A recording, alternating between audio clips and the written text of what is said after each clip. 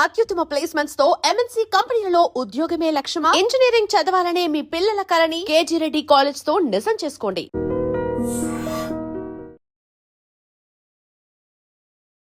ఇండస్ట్రీలో ఉన్న వాళ్ళు తమ పిల్లల్ని ఇండస్ట్రీలోకి రాకూడదు, ఇక్కడ కష్టాలు పడకూడదు, ఇలాంటి ఒక డిసిషన్లు తీసుకుంటూ ఉంటారు. నాన్నగారు మాత్రం మీరు ఇంటర్ అయిపోగానే తీసుకెళ్లి విఎస్ఆర్ స్వామి గారి దగ్గర అసిస్టెంట్గా జాయిన్ చేశారంట. అదే సమయంలో మీరు అప్పటికే కోర్సు కూడా జాయిన్ అయ్యారంట. ఏంది అంత, అది సినిమా పిచ్చా లేకుంటే ఇక్కడే బతకాలన్న ఒక కోరిక ఎలా మొదలైంది? అది స్వామి గారు మా నాన్నగారు కలిసి దగ్గర దగ్గర 200 సినిమాలు పనిచేశారు. వాళ్ళిద్దరికి ఉన్న ఫ్రెండ్షిప్ తోటి నన్ను అక్కడ జాయిన్ చేశారు. సో మా గురుగారు కూడా నన్ను ఏం చేశారంటే,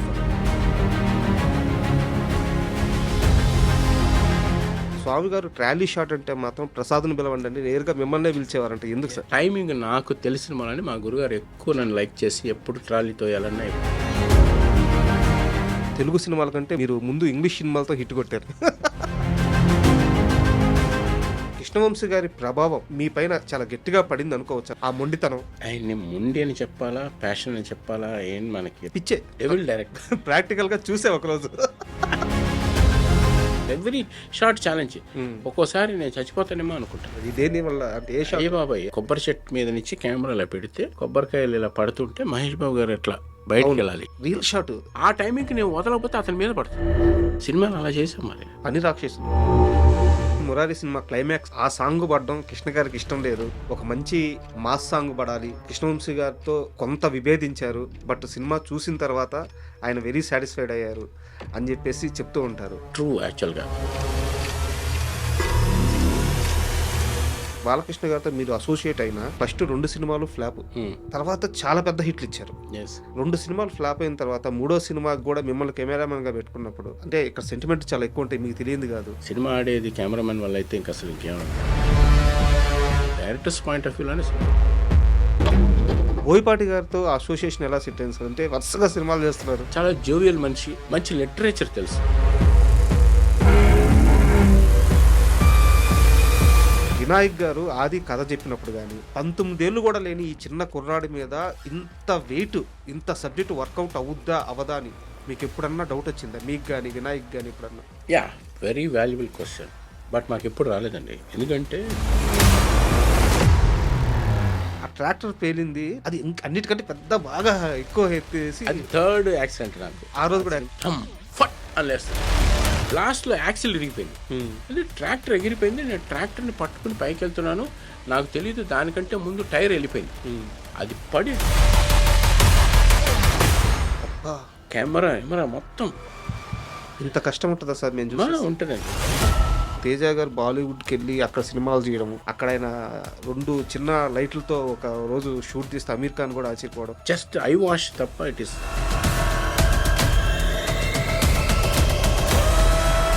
డైరెక్టర్ సురేందర్ రెడ్డి గారితో మీకు ఏమన్నా ఇష్యూస్ ఉన్నాయా?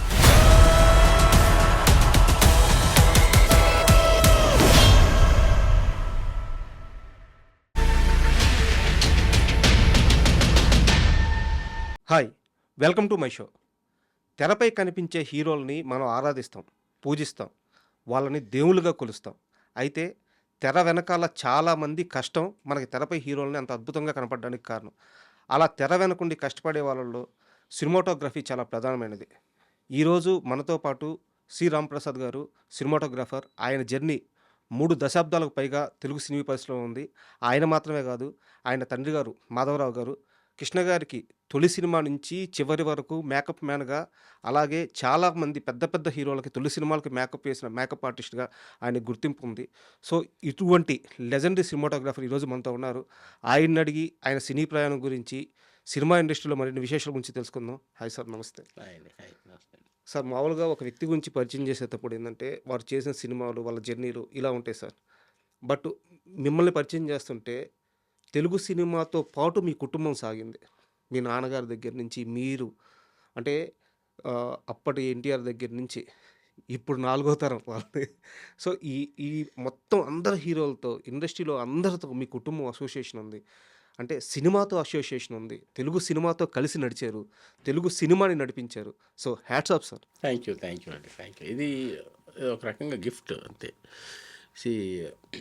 ఇప్పుడు చాలామంది నాకులాగా చాలామంది ఉన్నారు. అంటే సినిమా ఇండస్ట్రీలో నాగేశ్వరరావు అయినా వాళ్ళ నాగార్జున గారు అట్లా వాళ్ళ కంటిన్యూషన్. అలాగే మా ఫాదరు టెక్నికల్గా అందరూ అక్కడ అప్పట్లో ఆంధ్ర నుంచి చెన్నైకి రావడం, చెన్నైలో వర్క్ నేర్చుకోవడం, నాన్నగారు పనిచేయడం, వాళ్ళ ద్వారా మేము కూడా నెక్స్ట్ లెవెల్కి మేము కూడా రావటం కంటిన్యూ అవుతుంది. సార్ యాక్చువల్గా నేను ఆడియన్స్కి మీరు చేసిన సినిమాలు తెలియాలి కాబట్టి నేను సినిమాల లిస్ట్ కొంచెం చెప్తాను సార్. చెప్పిన తర్వాత మనం ముందుగా నాన్నగారి గురించి మాట్లాడుకున్న తర్వాత మన ఇంటర్వ్యూలోకి వెళ్దాము. ముందుగా రాంప్రసాద్ గారు వచ్చేసి మనందరం మహేష్ బాబు గారి సినిమా రీసెంట్గా రిలీజ్ అయితే చొక్కాలు ఎగరేసి మరీ కలెక్షన్ల వర్షం కురిపించాం. మురారి సినిమా, మురారి ఆయన చేసిందే, ఆది ఆయన చేసిందే. ఇప్పుడు అఖండ 2 లెజెండ్ బాలకృష్ణ గారితో ఎన్నో సినిమాలు చేశారు. అలాగే శ్రీకాంత్ గారితో ఎన్నో సినిమాలు చేశారు. చాలా బాగుంది అని చెప్పి ఈవీ గారితో ఓ మూవీ చేశారు. సో ఎస్వి కృష్ణారెడ్డి గారి సినిమాలు చేశారు. సో ఈయన ప్రయాణం ఈ రోజుది కాదు. మీరు చూసిన చాలా పెద్ద హిట్ సినిమాలన్నిటికీ వెనక ఈయన కష్టమే ఉంది. సో ఆ విశేషాలన్నీ ఇప్పుడు మనం తెలుసుకుందాము. దానికంటే ముందు వీరి నాన్నగారు మాధవరావు గారి గురించి తెలుసుకుందాం. ఎందుకంటే కృష్ణ గారంటే కృష్ణ గారి నీడ వీళ్ళ నాన్నగారే. ఎందుకంటే కృష్ణ గారు ఎక్కడ ఉంటే ఆయన పక్కన వీరుంటారు. కృష్ణ గారు అంత బలంగా వీరి నాన్నగారిని నమ్మేవారు, మాధవరావు గారిని. సో ముందుగా సార్ నాన్నగారు ఎలా ఉన్నారు? నాన్నగారు చాలా బాగున్నారు. అంటే ఆఫ్టర్ కృష్ణ గారి తర్వాత నాన్నగారు రిటైర్డ్ అయిపోయారు. ఆయనకి నాకు తెలిసి ఓన్లీ వన్ మేకప్ మ్యాన్ ఒక ఆర్టిస్ట్కి కంటిన్యూస్గా చేయటం అనేది నాకు తెలిసి ఇండియాలో నెంబర్ 1 ఆయన ఒక్కరే ఉండుంటారు నాకు తెలిసి నాన్నగారు. 1964 నుంచి లాస్ట్ ఫిల్మ్ వరకు అంటే ఆల్మోస్ట్ ఇంకా ఫ్యామిలీ మెంబరే నాన్నగారు. సార్ అంత క్లోజ్.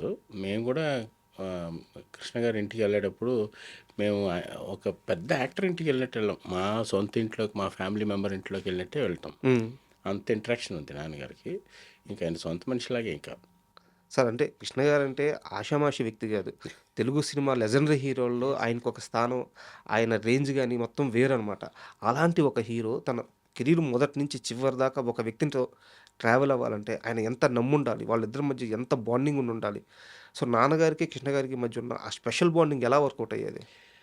ఏం లేదండి, టెక్నికల్గా ఆయనకి బాగా సింక్ అయ్యారు నాన్నగారు బాగా. మొదటి నుంచి ఆ రోజుల్లో టెక్నీషియన్స్ అంటే అంత నమ్మకం ఉండేది మన ఆర్టిస్టులకు కూడా. దాన్ని బట్టి ఆయన అంటే యాక్చువల్గా కృష్ణ గారు యాక్టింగ్కి రాకముందు నాటకాలు వేసేవారట సార్ ఆ రోజుల్లో. మరి నాకు కూడా దాని గురించి అంత డీటెయిల్ తెలియదు, మరీ నా యంగ్ ఏజ్ అది. ఆ నాటకాల దగ్గర నుంచి నాన్నగారికి పరిచయం. సార్ అక్కడి నుంచి ఆ పరిచయం అల్లూరి సీతారామరాజు నాటకం వేశారు. సార్ అక్కడి నుంచి నాన్నగారితో ట్రావెల్. సో అట్లా వాళ్ళిద్దరూ బాగా క్లోజ్గా ఉండటం. అప్పుడు ఎలా ఉండేదంటే కృష్ణ గారు కారు ఎక్కి మా నాన్నగారిని ఇంటికి వచ్చి ఎక్కించుకుని వెళ్ళేవాడు. బా అది చాలా పెద్ద విషయం అండి. మామూలుగా ఇప్పట్లో మనది చెప్పినా ఎవరు నమ్మరు. నాకు తెలిసి అది ఎవరికి కుదరదు. అర్థం కూడా కాదు. అర్థం కూడా కాదు అసలు యాక్చువల్గా. ఆ రోజులు అలా ఉండేది. సార్ సో ఇంటికి వచ్చి మేకప్ చేసుకుని వెళ్ళే రోజులు కూడా ఉన్నాయి. సార్ అది ఈ జనరేషన్, మా జనరేషన్ ముందు జనరేషన్ అది.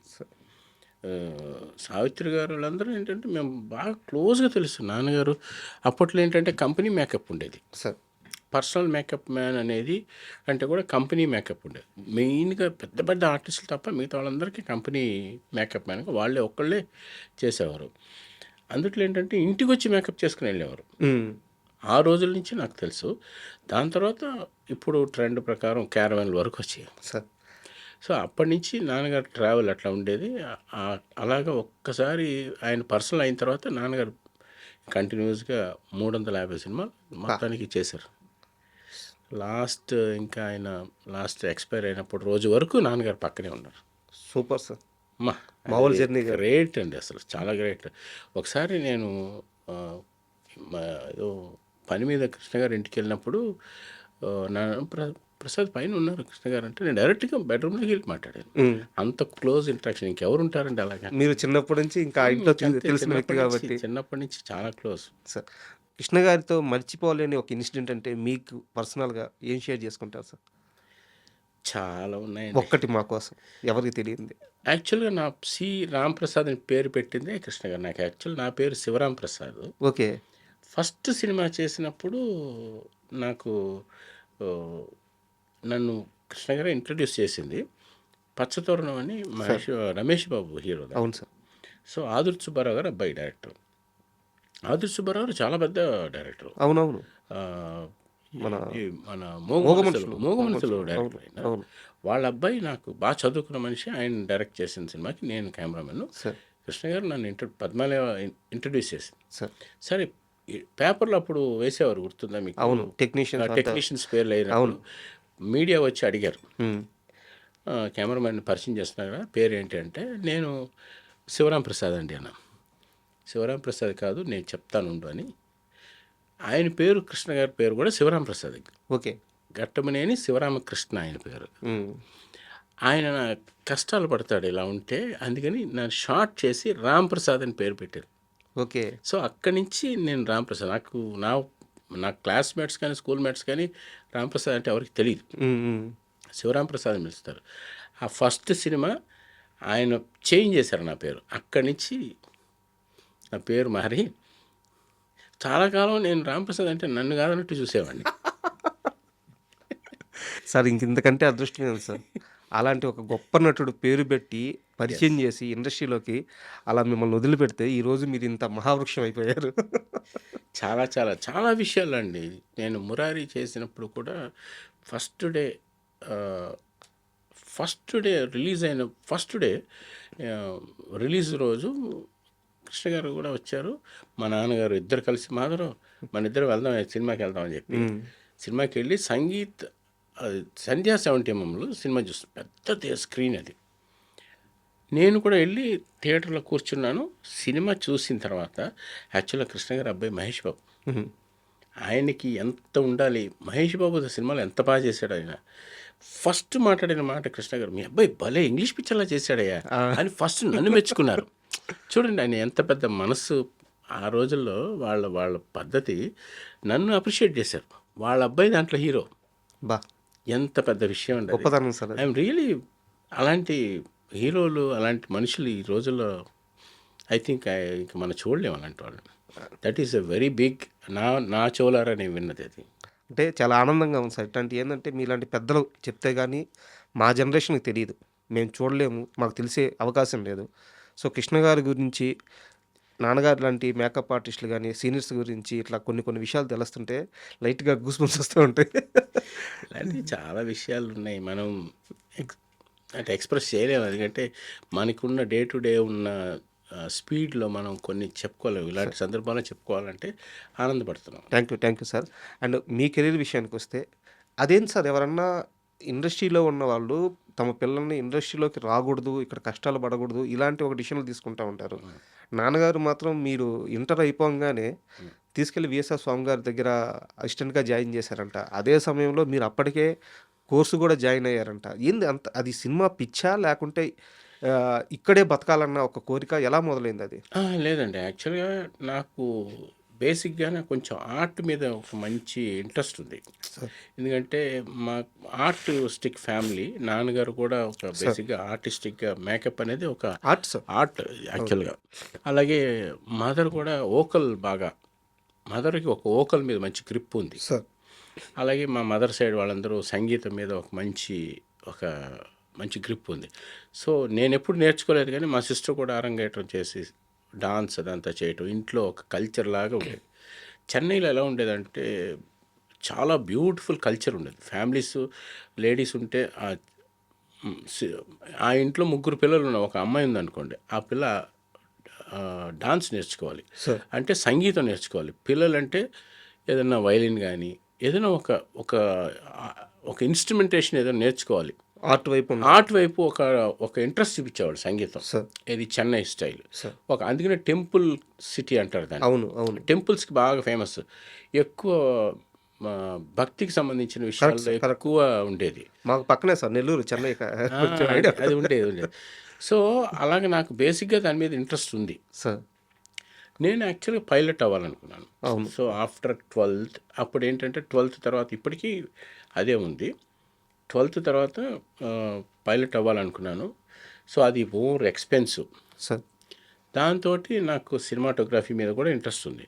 So why not be try cinematography అని మా ఫాదర్, అప్పుడు విజయనగరం గారు రికమెండ్ చేశారు నన్ను. అక్కడ అడయార్ ఫిల్మ్ ఇన్స్టిట్యూట్లో చేరితే చాలా బాగుంటుంది అని ఫస్ట్ నన్ను విజయనగరం గారే దాని సైడు నన్ను ఎంకరేజ్ చేశారు. సో ఆ రోజుల్లో ఏంటంటే ఆ స్కూల్లో ఒక చాలా లెస్ స్టూడెంట్స్ ఉండేవారు. సార్ అడియారు బాగా ఫారెస్ట్ లాగా ఉండేది. సో అక్కడికి తక్కువ స్టూడెంట్స్ ఉంటే ఇలా కాదు, ఇలా ఉంటే ఐడియల్గా ఉంటే మనకి నేర్చుకోవడానికి టైం పడుతుందని చెప్పి మా గురువుగారి దగ్గరికి అంటే స్వామి గారి దగ్గరికి తీసుకొచ్చి మా నాన్నగారు చేర్చారు. ఎందుకంటే స్వామి గారు మా నాన్నగారు కలిసి దగ్గర దగ్గర 200 సినిమాలు పనిచేశారు.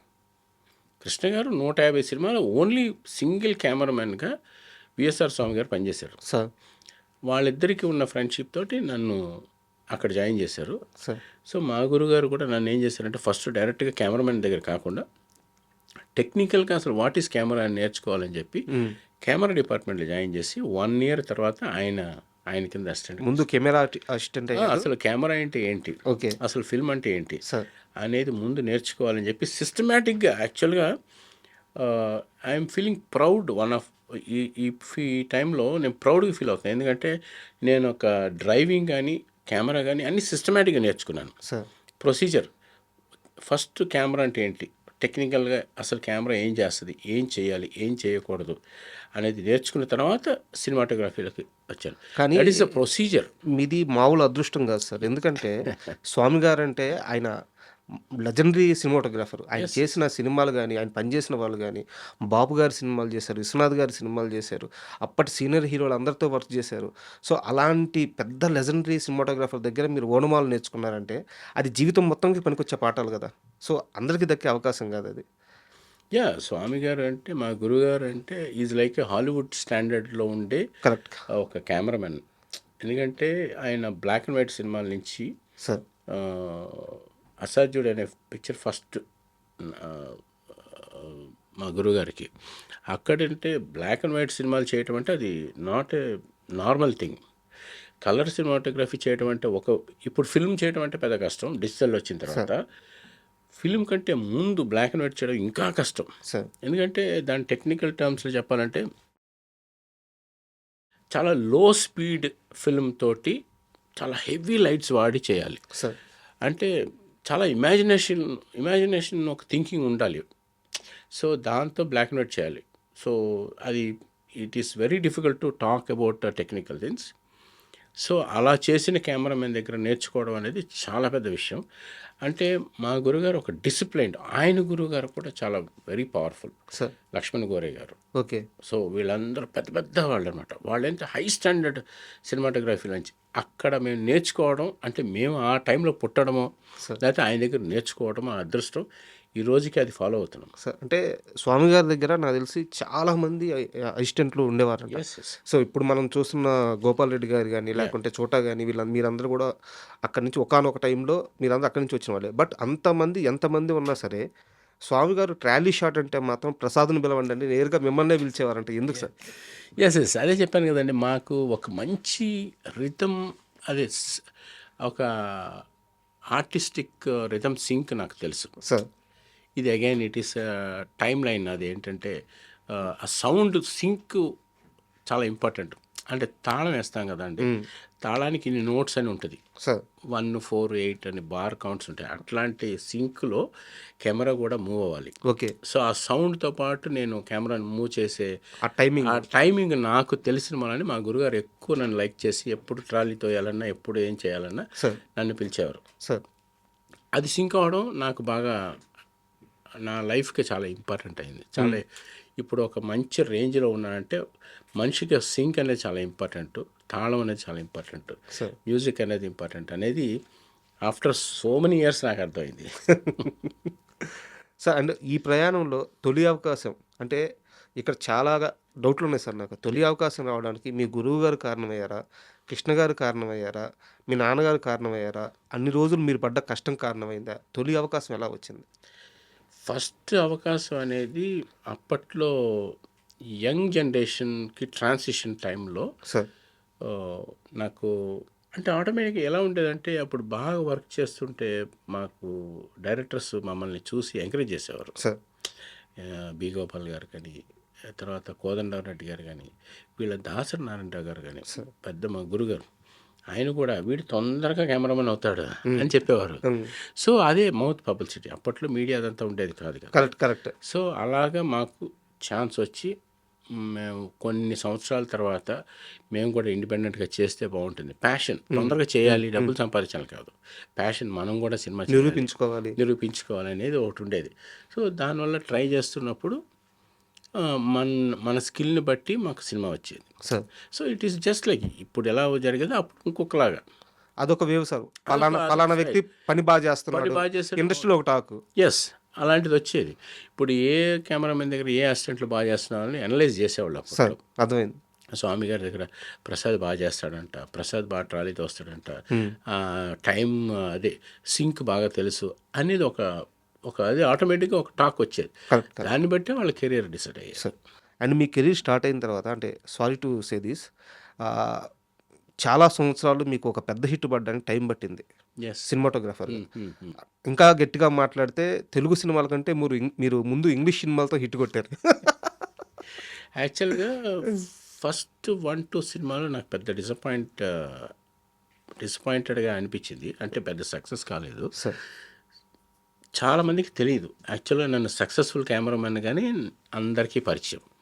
నేను చేస్తే సూపర్ సక్సెస్ అవుతుంది అని పెద్ద టాక్. సార్ రాంప్రసాద్ చేస్తే హిట్ అవుతుంది అని ఇప్పటికీ అదే ఉంది కదా. ఇప్పటికీ అదే ఉంది. అవును. బట్ దీనికి ప్రీవియస్లో కొంచెం బ్యాక్ వెళ్తే నా ఫస్ట్ బిగినింగ్లో నాకు పెద్దగా sir first film second film పెద్ద ఆడలేదు. సార్ నాకు చాలా భయం వేసింది, ఏంట్రా బాబు అని. తర్వాత నెక్స్ట్ ఎప్పుడైతే నేను ఇది కాదు, నాకు హాలీవుడ్లో నా ఫ్రెండ్ ఒక అతను ఉన్నాడు, సార్ నాగేష్ కుక్నర్ అని. అతను వచ్చి చిన్న బైలింగ్వల్ లాంగ్వేజ్ ఇంగ్లీష్ పిక్చర్ చేద్దామని వచ్చి చాలా ఆర్టిస్టిక్గా తీయాలి అని న్యాచురల్ లైటింగ్, అప్పట్లో మలయాళం సినిమాలు న్యాచురల్గా ఉండేవి. సో అలాగ ఒక సినిమా ట్రై చేసినప్పుడు అది చాలా పెద్ద హిట్ అయింది. అక్కడి నుంచి నాకు తెలిసి నేను ఒక్కడనే సినిమా ఇండస్ట్రీలో వరుసగా 9 హిట్లు, మధ్యలో ఎక్కడ ఫ్లాప్ అనేది లేకుండా నాన్ స్టాప్ 1, 2, 3, 4, 5, 6, 7, 8, 9 హిట్స్ ఆన్ రో ఇచ్చాను. సార్ ఇంకా అసలు అక్కడి నుంచి నేను వెనక్కి స్టిల్ ఎప్పుడైనా సరే అలా కంటిన్యూస్గా ఇస్తూనే ఉన్నాను. అవును అవును. అది భగవంతుడు ఇచ్చిన గిఫ్ట్ అంతే. ఇంకా నేను దాని గురించి మీరు కెరీర్ స్టార్టింగ్లో కాస్త ఎర్లీగా చేసిన సినిమాల్లో నాకు బాగా నచ్చిన సినిమా, నేను థియేటర్లో చూసిన సినిమా 9 నెలలు అని చెప్పి ఒక సినిమా ఉంది సార్. దాంట్లో హీరో విక్రమ్ గారు, ఇప్పుడు మన చియాన్ విక్రమ్ గారు. ఎస్. సో చాలా మందికి ఆయన అప్పట్లో ఆ సినిమా చేశారంటే ఇప్పటికీ డౌట్. మన తెలుగు వ్యక్తే కదా, ఈ సినిమాలు చేసిన తర్వాత అక్కడికి వెళ్ళారు. సో అప్పట్లో ఆయన ఆ కమిట్మెంట్ ఎలా ఉండేది సార్? మీరు ఊహించారా ఇతను ఇంత పెద్ద బిగ్ స్టార్ అవుతాడని చెప్పేసి? యాక్చువల్గా మేము ఇద్దరం బాగా క్లోజ్ ఫ్రెండ్స్. యాక్చువల్గా ఏంటంటే మెరుపు చేసినప్పుడు అప్పట్లో హీరో కెమెరామెన్ బాగా క్లోజ్గా ఉండేవారు. సార్ అవును, మెరుపు నేను బాగా క్లోజ్గా ఉండేవాడిని. విక్రమ్ నేను బాగా ఎరా అనే ఫ్రెండ్స్ అంత. అంటే ఈ సందర్భం సో ఇద్దరం బాగా ఫ్రెండ్స్. సార్ ఏ సినిమా చూడాలన్నా సినిమా షూటింగ్ గ్యాప్లో ఇద్దరం వెళ్ళి ఇంగ్లీష్ పిక్చర్లు చూడటం. నేను అప్పట్లో డిజిటల్ మీటర్ తీసుకొస్తే విక్రమే తిప్పి చూపించాడు, రే ఇది ఎట్లా చేయాలరా, ఎట్లా చెప్పాలరా. So we're like very close. Sethu అని అప్పుడే సినిమా చేశాడు, సార్ పెద్ద నేషనల్ అవార్డు వచ్చింది. అవును. ఆ సినిమా చేసి దాని రీల్స్ పట్టుకొని హైదరాబాద్కి తనే కార్ డ్రైవ్లో వచ్చి ఎవరికైనా చూపించాలి, నేను ఇలా యాక్ట్ చేస్తానని చెప్పి నా సందర్భాలు చాలా ఉన్నాయి. సో నేను కృష్ణవంశీ గారి దగ్గరికి అతన్ని తీసుకుని వెళ్ళి, వంశీ చాలా మంచి ఆర్టిస్టు, ఇతనితో మనం హీరోగా చెయ్యి అని నేను అడిగిన సందర్భాలు కూడా ఉన్నాయి. సార్ అలాగే మీ ఇద్దరం బాగా ఫ్రెండ్స్. దాంట్లో చాలా చాలా లాంగ్ స్టోరీస్ ఉన్నాయి, ఇంకా నాకు చెప్పుకుంటూ పోతే ఇంకా పెద్ద విషయాలు. బట్ నాకు తెలిసి ఆయన తమిళనాడుకి వెళ్ళక ముందు టాలీవుడ్లోనే నిరూపించుకోవాలి, ఇక్కడ ఎదగాలని పాపం చాలా ప్రయత్నాలు చేశారు. చాలా చేశాడు. నా దగ్గరికి రెగ్యులర్గా వచ్చేవాడు. తను లాస్ట్ ఆ పిక్చర్ అపరిచితుడు చేసినప్పుడు షూటింగ్కి వచ్చినప్పుడు కూడా నాకు ఫోన్ చేసి పిలవటం, ఒరే నేను ఇంత హీరోని అయ్యాను రా అని చెప్పడం. తర్వాత కృష్ణవంశీ దగ్గరికి నేను తీసుకెళ్ళడం, మళ్ళీ తీసుకెళ్ళాను. ఆ టైంలో తీసుకెళ్ళి తలుపు కొట్టి తలుపు తీస్తే ఇట్స్ వెరీ గుడ్ మూమెంట్స్ నాకు. సార్ ఏమన్నా సార్ మళ్ళీ కృష్ణవంశీ గారు ఏంట్రా ఇట్లా ఇద్దరు వచ్చారు, నా ఫ్రెండ్ వంశీ అని చెప్పాను. ఓరి నన్ను ఇది చేయకుండా అని చెప్పి మళ్ళీ అందరం కలిసి ఫ్రెండ్లీగా మాట్లాడి it's very good moments I have. Sir Srinu Vaitla గారితో పరిచయం ఎలా ఏర్పడింది? శ్రీను వైట్ల తొలి సినిమా నీకోసం మీరే సినిమాటోగ్రాఫర్. సో ఏంటంటే అవార్డు కూడా ఆ సినిమాకి యాహ్! వచ్చినట్టు ఉంది. వచ్చింది. తనకి వచ్చింది, నాకు అవును. వచ్చింది. సో అది ఫస్ట్ అటెంప్ట్‌లోనే ఇద్దరు సక్సెస్ అయ్యారు. మంచి బాండింగ్ ఏర్పడింది. బట్ నేను విన్నది చెప్తున్నాను సార్. శ్రీను గారికి ఆ సినిమాకి ఇచ్చిన బడ్జెట్ చాలా చాలా చాలా తక్కువ. మీ సహకారం మరవలేనిది. తక్కువ బడ్జెట్ కాదు. No budget cinema. నో బడ్జెటా? No budget cinema. అది అబ్బబ్బబ్బబ్బా! చాలా పెద్ద విషయం. సార్. యాక్చువల్‌గా ఏంటంటే అప్పట్లో ఎవరు తక్కువ తీసుకోవాలి మనీ అనేది, పేమెంట్లు అంత ఎక్కువ ఉండేవి కావు. హ్మ్. సో జనరల్‌గా పేమెంట్లు తక్కువ ఇచ్చే కెమెరామెన్ చూసుకోవాలి. తర్వాత వాళ్ళు కంఫర్టబుల్‌గా ఉండే కెమెరామెన్‌ని చూడాలి అనే రేంజ్‌లో నన్ను ఎలా సెలెక్ట్ చేసుకున్నారో సార్. మొత్తానికి నాకు సరిగ్గా గుర్తులేదు. హ్మ్. నన్ను సెలెక్ట్ చేసుకున్నాడు. తను చాలా ఇప్పుడు ఎలా సినిమాలో అతని సినిమాలు చూస్తే ఎలా ఉంటాయి, తను కూడా అట్లాగే బిహేవ్ చేస్తాడు. సార్. తను దాన్ని ఏమంటారు, హ్యూమర్, తను చేసే కామెడీలు ఎలాగో దూకుడు సినిమాలు ఎలాగ మహేష్ బాబు మన రియల్గా కూడా ఆ టైమింగ్ ఉంటది. ఆ టైమింగే ఉంటుంది. హ్మ్. హ్మ్. తను మాట్లాడుతుంటే మనకు నవ్వు వస్తూ ఉంటుంది. నాకు కూడా అలాంటి టైమింగ్స్ బాగా ఇష్టం. సార్. సో అట్లా మా ఇద్దరికి కలిసింది. ఆ, సినిమాకి కారు కూడా పంపించేవారు కాదండి. ప్రొడక్షన్ హౌస్ కారు కూడా లేదు. నా బైక్ వేసుకొని నేను వెళ్ళి సీను వైట్ల ఇంటికి వెళ్ళి ఎక్కించుకొని అక్కడి నుంచి నేను షూటింగ్కి వెళ్ళేవాడిని. డైరెక్టర్ కార్ కూడా లేదు. సినిమాటోగ్రాఫర్ కార్ లేదు. కారు లేదు, నేను నా బైకే. ఆ. నా బైక్ ఎక్కి ఇంకొక పెద్ద విషయం, నేను ఎక్కి సీను వైట్లను ఎక్కించుకుని రవితేజను కూడా ఎక్కించుకున్నాను. సో అట్లా ఉండేదండి. I'm really proud to tell that. So అంత కష్టపడి సినిమాలు ప్యాషన్గా చేసాం. సినిమాలు సార్. డబ్బులు కూడా చేయలేదు, ప్యాషన్, ఏదో సాధించాలి, ఏదో చేయాలని. అది సీను వైట్లకి చాలా ప్యాషన్. సినిమా డైరెక్ట్ చేయాలి, మన సినిమా ఇరగొట్టాలని. నాకు కూడా అదే ఉండేది, మన సినిమా బాగా చేయాలి. ఎక్కడ లైట్లు ఉండేవి కావు, కార్లు ఇచ్చేవాళ్ళు కాదు. ఫిలిం ఏమో ఫ్యూజీ ఫిలిము. అసలు యాక్చువల్గా అంటే కొడాక్ వాడితే, కొడాక్ అనే ఒక బ్రాండ్ మీకు తెలుసు. అవును. అవును. కొడాక్ అండ్ ఫ్యూజీ, ఈ 2 బ్రాండ్స్ ఉండే ఫిలింలో. కొడాక్ వాడితే అదొక luxury అదొక పెద్ద లగ్జరీ. అవును. అవును. మాకు ఫ్యూజీ ఫిలిం ఇచ్చేవారు. సో రాత్రులు పగలు షూటింగ్లు, సార్. పర్మిషన్స్ ఉండవు. మేము దీనితోడికి మమ్మల్ని తీసుకుని వైజాగ్ తీసుకుని వెళ్ళాడు. హ్మ్. హ్మ్.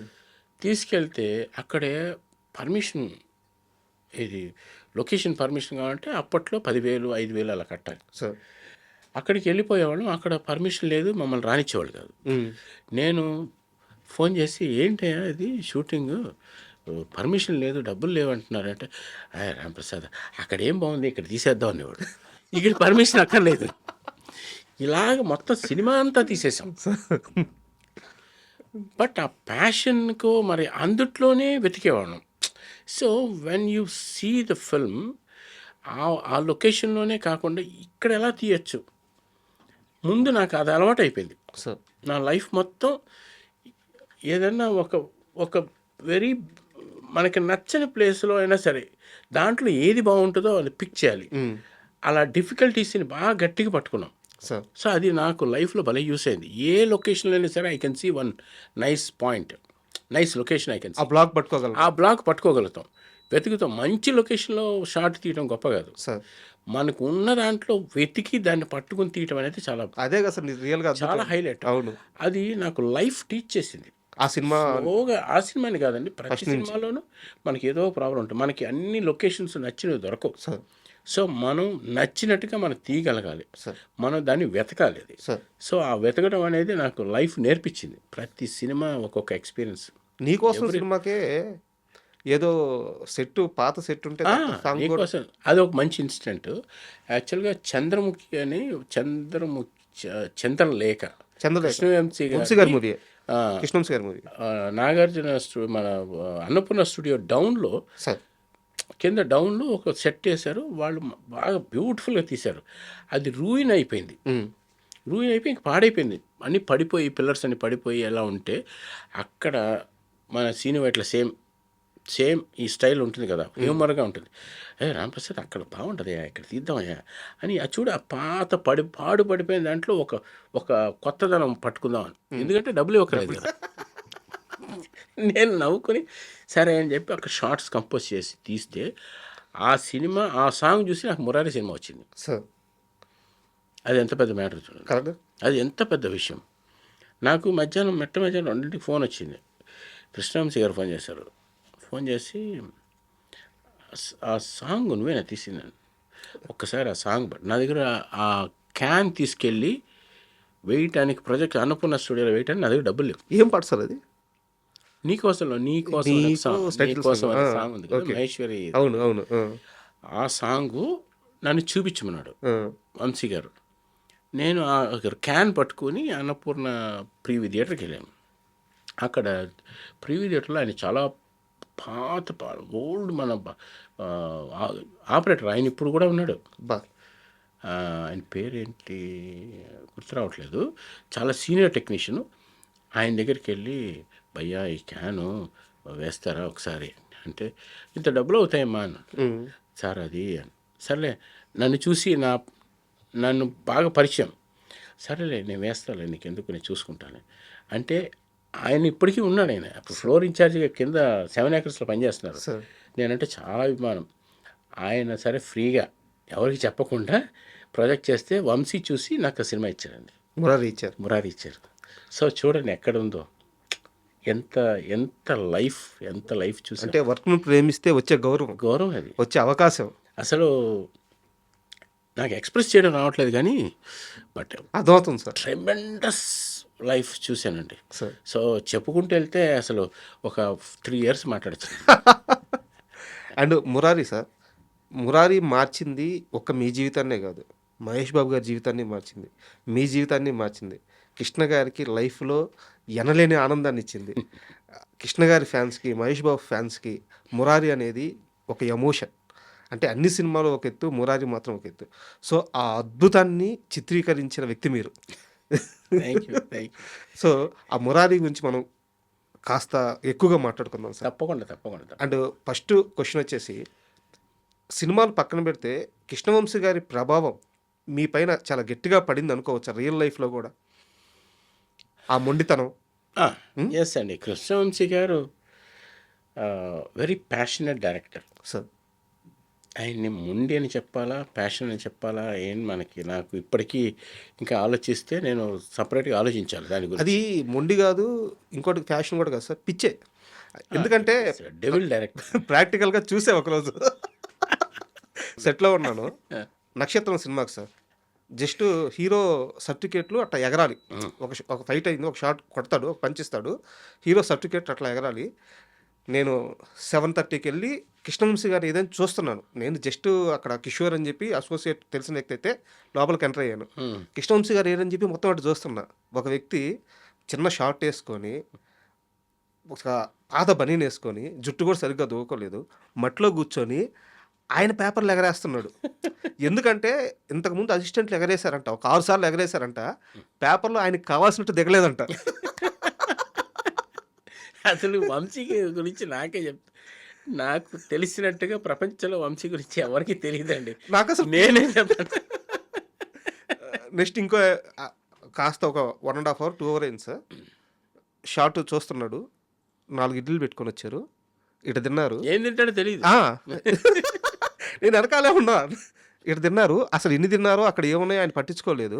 ఆమె ఒక బౌల్ తీసుకొచ్చారు, చేయి కడుక్కున్నారు, అటు ఏదో ఆయనకి ఏదో అది అసలు ఆయన ఏం తింటున్నారు, ఏం తాగుతున్నారు, అసలు ఏం తెలియట్లా ఆయనకి. అదే ప్యాషన్, విపరీతమైన ప్యాషన్ సార్. అసలు ఎలా అంటే ఫస్ట్ సినిమా ఎట్లా స్టార్ట్ చేయాలి, ఎలా స్టార్ట్ చేసి చెప్పాలి వంశీ గురించి అంటే, ఓ పెద్ద బుక్కే అది. నాకు ఆయన గురించి చెప్పాలంటే కంప్లైంట్ చెప్తా, మంచి చెప్తా అని చెప్పండి సార్. కృష్ణవంశీ గారు అసలు ఫోన్ చేయాలి. భోజనం పెట్టించేవాడు కాదండి అసలు. భోజనం చేస్తే మన పురుగులాగా చూసేవాడు. ఏంట్రా భోజనం చేయడానికి వచ్చారా, సినిమారా, ప్యాషన్ రా అనేవాడు. నేను ఇదేంట్రా ఇట్లా మాట్లాడుతున్నాను అనుకున్నాను. నేనేమో చాలా సోఫిస్టికేటెడ్ లైటింగ్, సోఫిస్టికేటెడ్గా తీయాలనుకునేవాడు.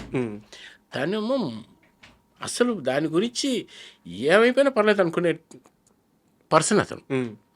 సరే మొత్తానికి సినిమా ఇచ్చేసాడు. దానికి ముందు బోల్డ్ అది చెప్పాలంటే అదొక పెద్ద ఎపిసోడ్ అవుతుంది మీకు. అసలు వీడిని ఎలాగా, వీడు ఇట్లా ఉన్నాడు, వీడిని ఎట్లాగానే వంచి సినిమా తీయాలనే కంకణం కట్టుకున్నట్టున్నాడు.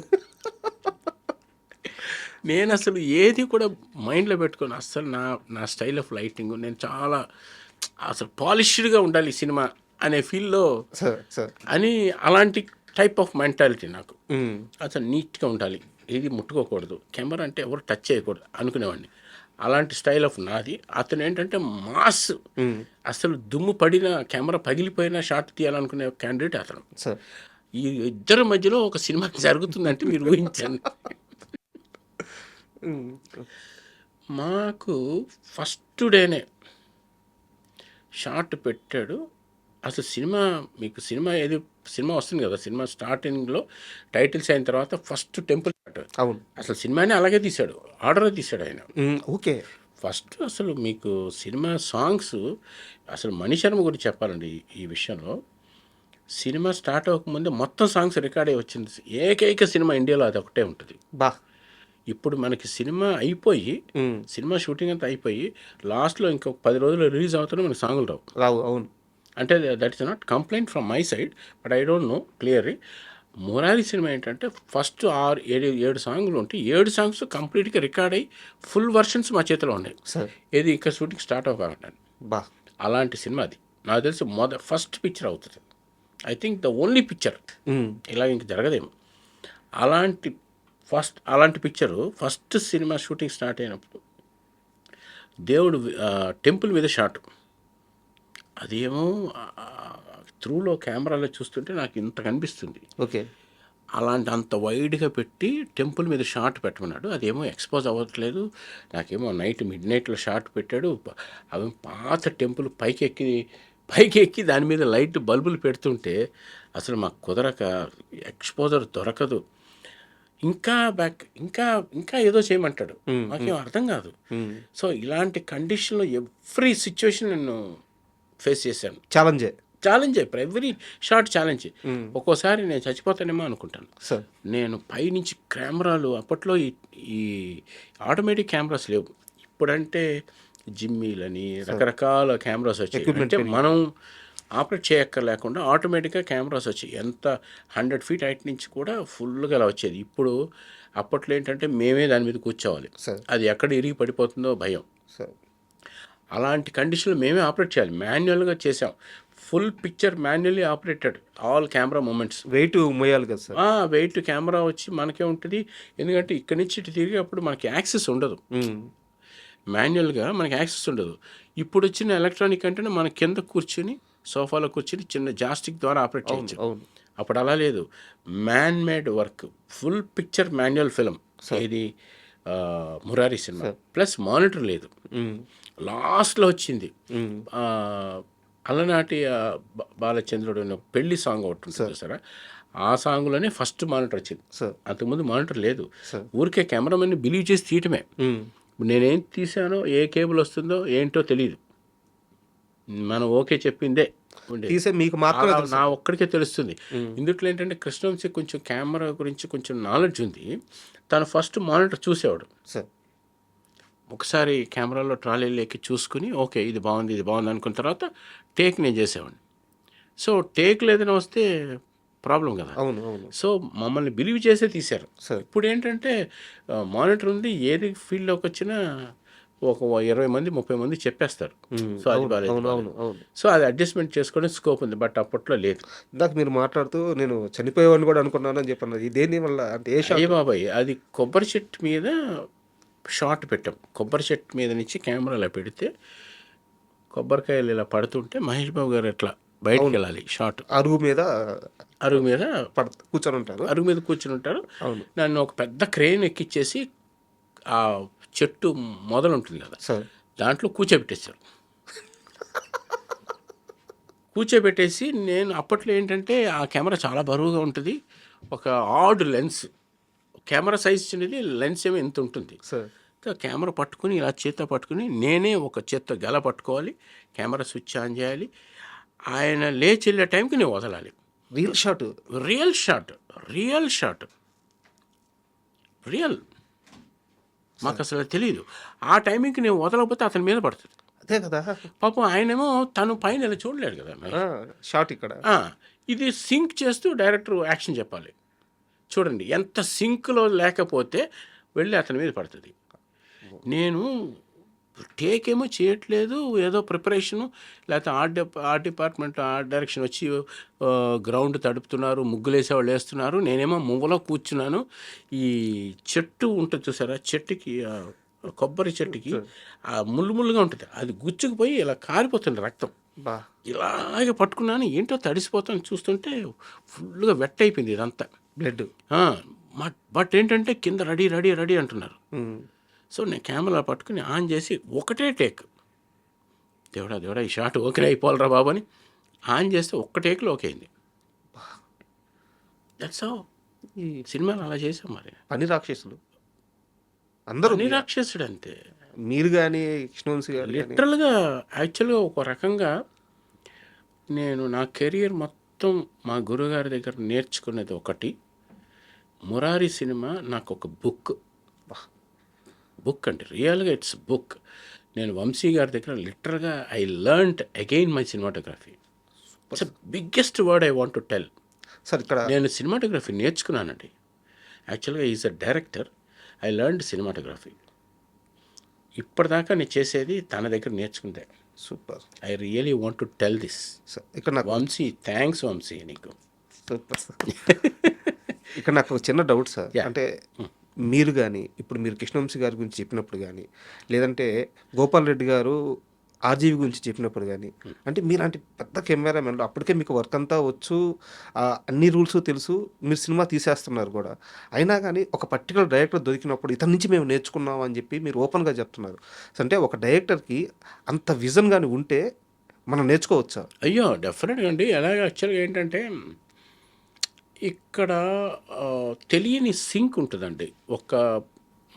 ఒక డైరెక్టర్కి, ఒక కెమెరామెన్కి ఒక తెలియని సింక్. అందుకని అందరూ ఇప్పుడు చూడండి, పూరి గారు ఉన్నారనుకోండి, ఒక కంటిన్యూస్గా ఒక కెమెరామెన్తో చేస్తాడు. ఈవెన్ స్పిల్బర్గ్ అంట, ఐ డోంట్ నో ఎగ్జాక్ట్గా, స్పిల్బర్గ్ అంటే ఇంతవరకు కెమెరామెన్ చేంజ్ చేయలేదంటండి.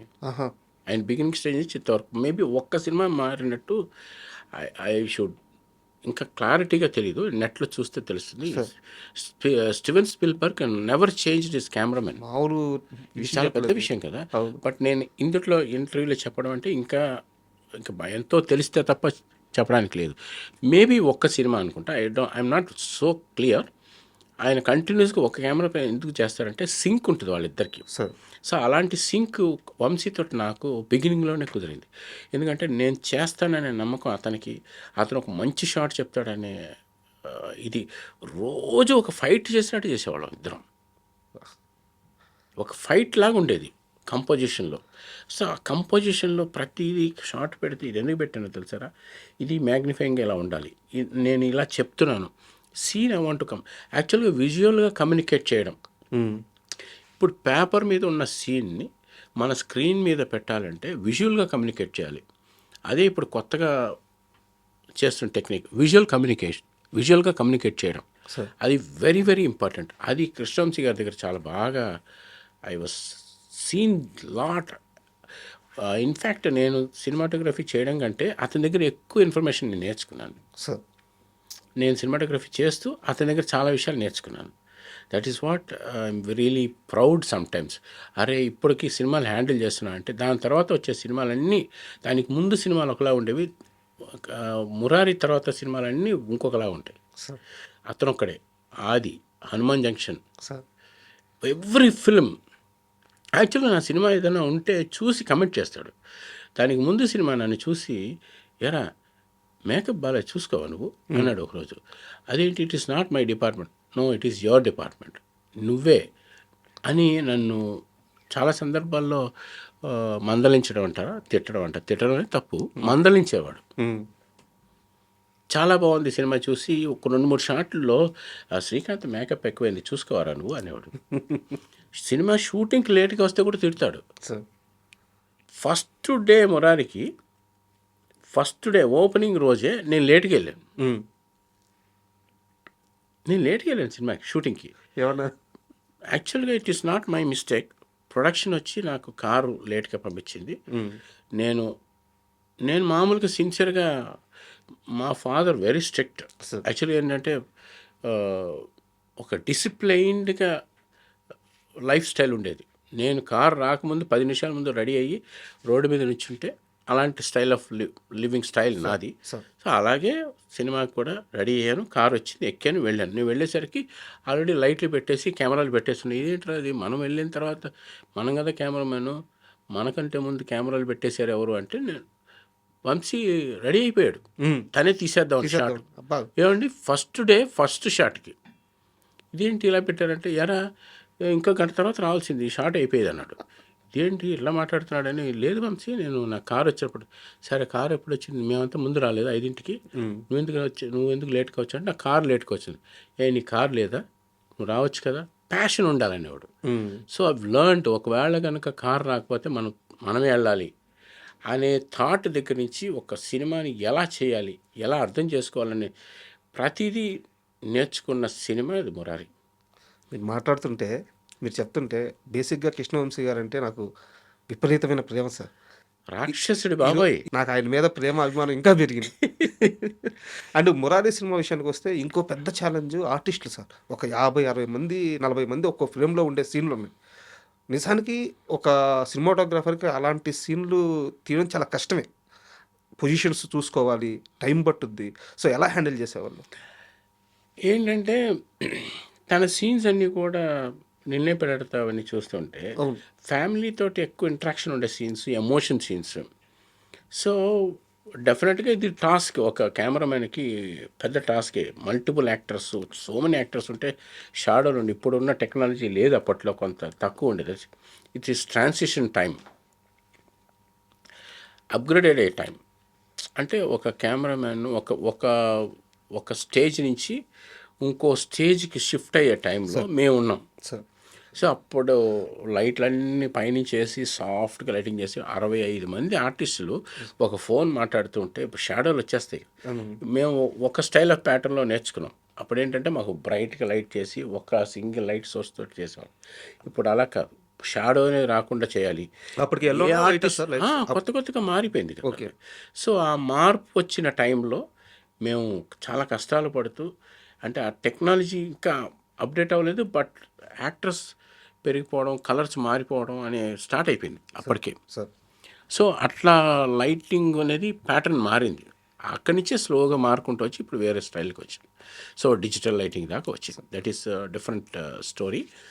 సో పైనంతా లైటింగ్ సాఫ్ట్ చేసి ఆ లైటింగ్ చేయడం 60 మంది ఆర్టిస్టులు అండి ఒక్కొక్క షాట్. అదే so it was very difficult and task, very మంచి ఇంట్రెస్టింగ్గా ఉండేది. సో ఆ వర్క్ చేసేటప్పుడు కూడా మాకు భయం ఉండేది కాదు, సార్. ప్యాషన్, ఇంట్రెస్ట్ వల్ల ఇది ఇలా చేయాలి అనేది ఎక్కడ తడుకోకుండా చేసాం. Super sir. It's very good knowledge. యాక్చువల్గా మురారి సినిమా క్లైమాక్స్ సాంగ్, అక్కడ ఆ సాంగ్ పడడం కృష్ణ గారికి ఇష్టం లేదు. ఒక మంచి మాస్ సాంగ్ పడాలి. కృష్ణవంశీ గారితో కొంత విభేదించారు, బట్ సినిమా చూసిన తర్వాత ఆయన వెరీ సాటిస్ఫైడ్ అయ్యారు అని చెప్పేసి చెప్తూ ఉంటారు. అది మీకేమన్నా ఐడియా ఉందా? యాక్చువల్గా అంత డిస్కషన్ను ఇది ఉందేమో కానీ బట్ మా దాకా రాలేదండి. సార్ బట్ ఏంటంటే ఇంటర్నల్గా జరిగి ఉండొచ్చు, but I really don't know ఈ ఎంతవరకు అనేది. బట్ మాకైతే ఎప్పుడు మా నోటీస్ దాకా రాలే. Sir but this true. యాక్చువల్గా అది బయట ఉందేమో కానీ మామూలుగా ఉంటే నేనే చెప్తాను సార్. బట్ అలాంటిది ఏం లేదని నేను అనుకుంటున్నాను. ఓకే. ఇప్పుడు ఈ జనరేషన్ అంటే మురారి వచ్చి ఇప్పటికీ 26 సంవత్సరాలు అవుతుంది సార్. ఆ రోజు నుంచి ఈ రోజుకి కూడా ఏ ఇంట్లో పెళ్లి జరిగినా, ఎక్కడ పెళ్లి జరిగినా, ఏ గుడిలో పెళ్లి జరిగినా, ఎక్కడ పెళ్లి జరిగినా తెలుగు రాష్ట్రాల్లో మురారి పాట లేకుండా ఎవరి ఆల్బమ్ ఉండదు. అలనాటి రామచంద్రుడు. ఎస్. సో ఇది ఇంత సక్సెస్ చూసినప్పుడు ఇది నా పాట కదా, ఇది నేను తీసింది కదా, ఎప్పుడన్నా అనిపించింది అది గర్వంగా? అదే అండి, ఫస్ట్ ఆ సినిమా సాంగ్ తీసినప్పుడు మేము సినిమా తీస్తున్నాం, మా వర్క్ని ఇంత బాగా డెలివరీ చేయాలి అని ప్యాషన్ ఉండేది. కానీ అది ప్రిడిక్ట్ చేసింది వంశీ. యాక్చువల్గా వంశీ ఎలా అంటే, నేను చాలా ఏదో మన సినిమా సాంగ్ మంచి సాంగ్ తీస్తున్నాం అనే ఫీల్ ఉండేది తప్ప దాని మీద ఎగ్జైట్మెంట్ అంతా నాకు ఉండేది కాదు. సార్ నాకు ఎంత చేసినా ఇంకా ఏదో చేయాలి. ఏరా అలా డల్గా ఉన్నావు ఏంట్రా అంటే, ఇంకా మనం ఏదో చేయాలి, చూడరా 20 సంవత్సరాల తర్వాత ఈ పాట చూడాను. ఆ రోజే చెప్పారు. చెప్పిన ఫస్ట్ పర్సన్ అతనే. సో ఈరోజు నిజంగా అనిపించింది ఎస్ కరెక్ట్ అని. ఇప్పుడు కూడా అలాంటి సినిమాలు తీరామండి, సార్ ఎవరు చేయలేము. మేము రిలీజ్ రోజు ఇద్దరం మాట్లాడుకున్నాం, మళ్ళీ మనం అలా చేయగలుగుతామా అని నేను అడిగాను. ఎందుకు చేయలేం, చేయొచ్చాను. సార్ కృష్ణ గారికి సంబంధించి కానీ లేకపోతే మహేష్ బాబు గారికి సంబంధించి కానీ ఆ రోజు వాళ్ళ ఆనందం, ఆ క్షణాలు ఏమన్నా గుర్తున్నాయా మీకు? సినిమా రిలీజ్ అంత పెద్ద హిట్ అయిన తర్వాత.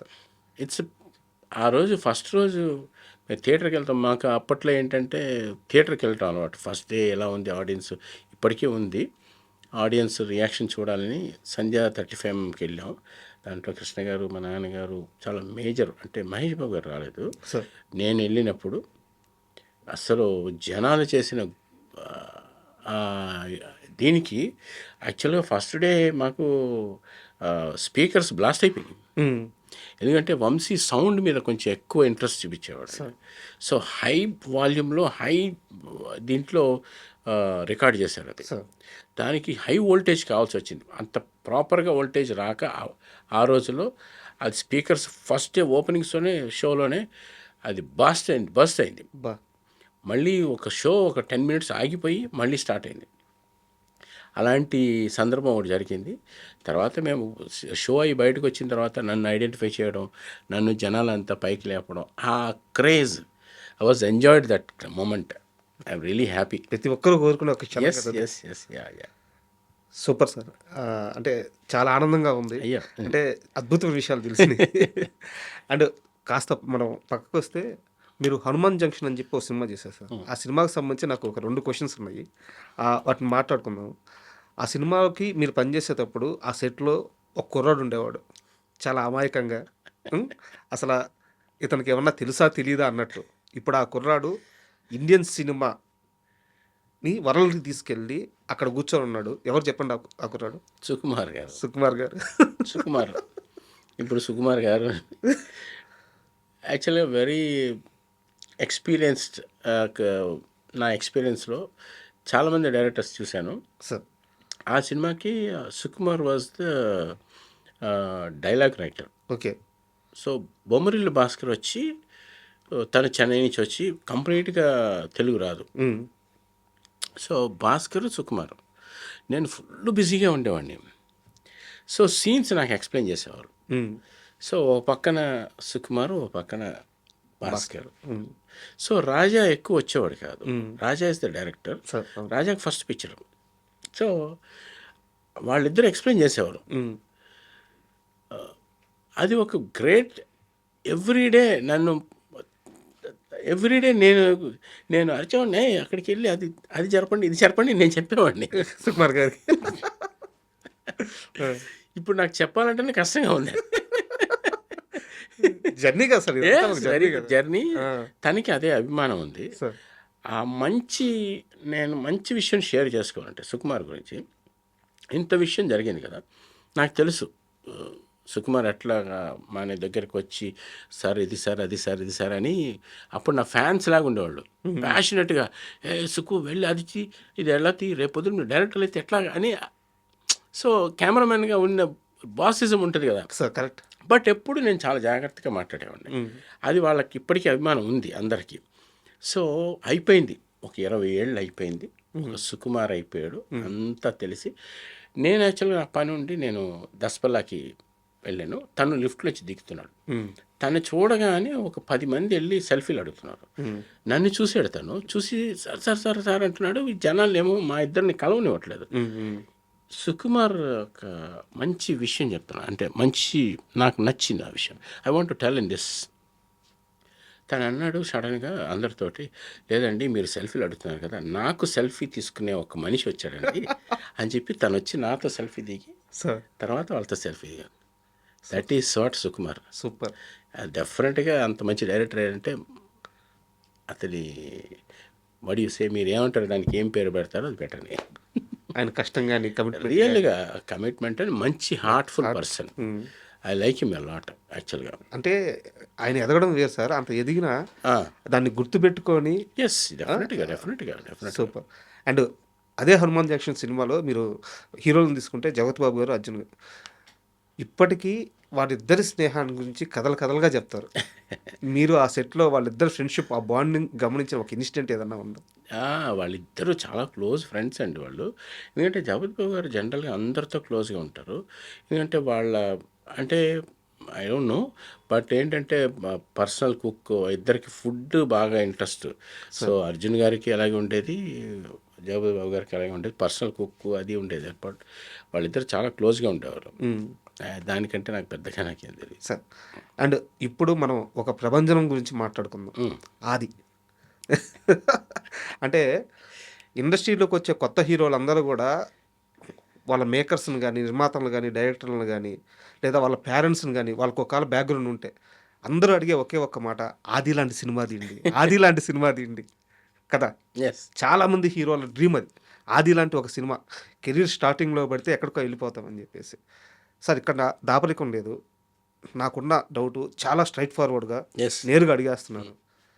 వినాయక్ గారు 'ఆది' కథ చెప్పినప్పుడు గాని, ఆ బ్లాక్స్ మీరు పెట్టేటప్పుడు గాని, ఆయన ఇమాజినేషన్ చేస్తున్న ఆ షాట్స్ గాని, ఇవన్నీ మీరు వింటున్నప్పుడు, తీస్తున్నప్పుడు 19 ఏళ్ళు గూడా లేని ఈ చిన్న కుర్రాడి మీద ఇంత వెయిట్, ఇంత సబ్జెక్ట్ వర్కౌట్ అవుద్దా? అవ్వదా? అని మీకెప్పుడన్నా డౌటొచ్చిందా? మీకు గాని, వినాయక్ గాని ఎప్పుడన్నా?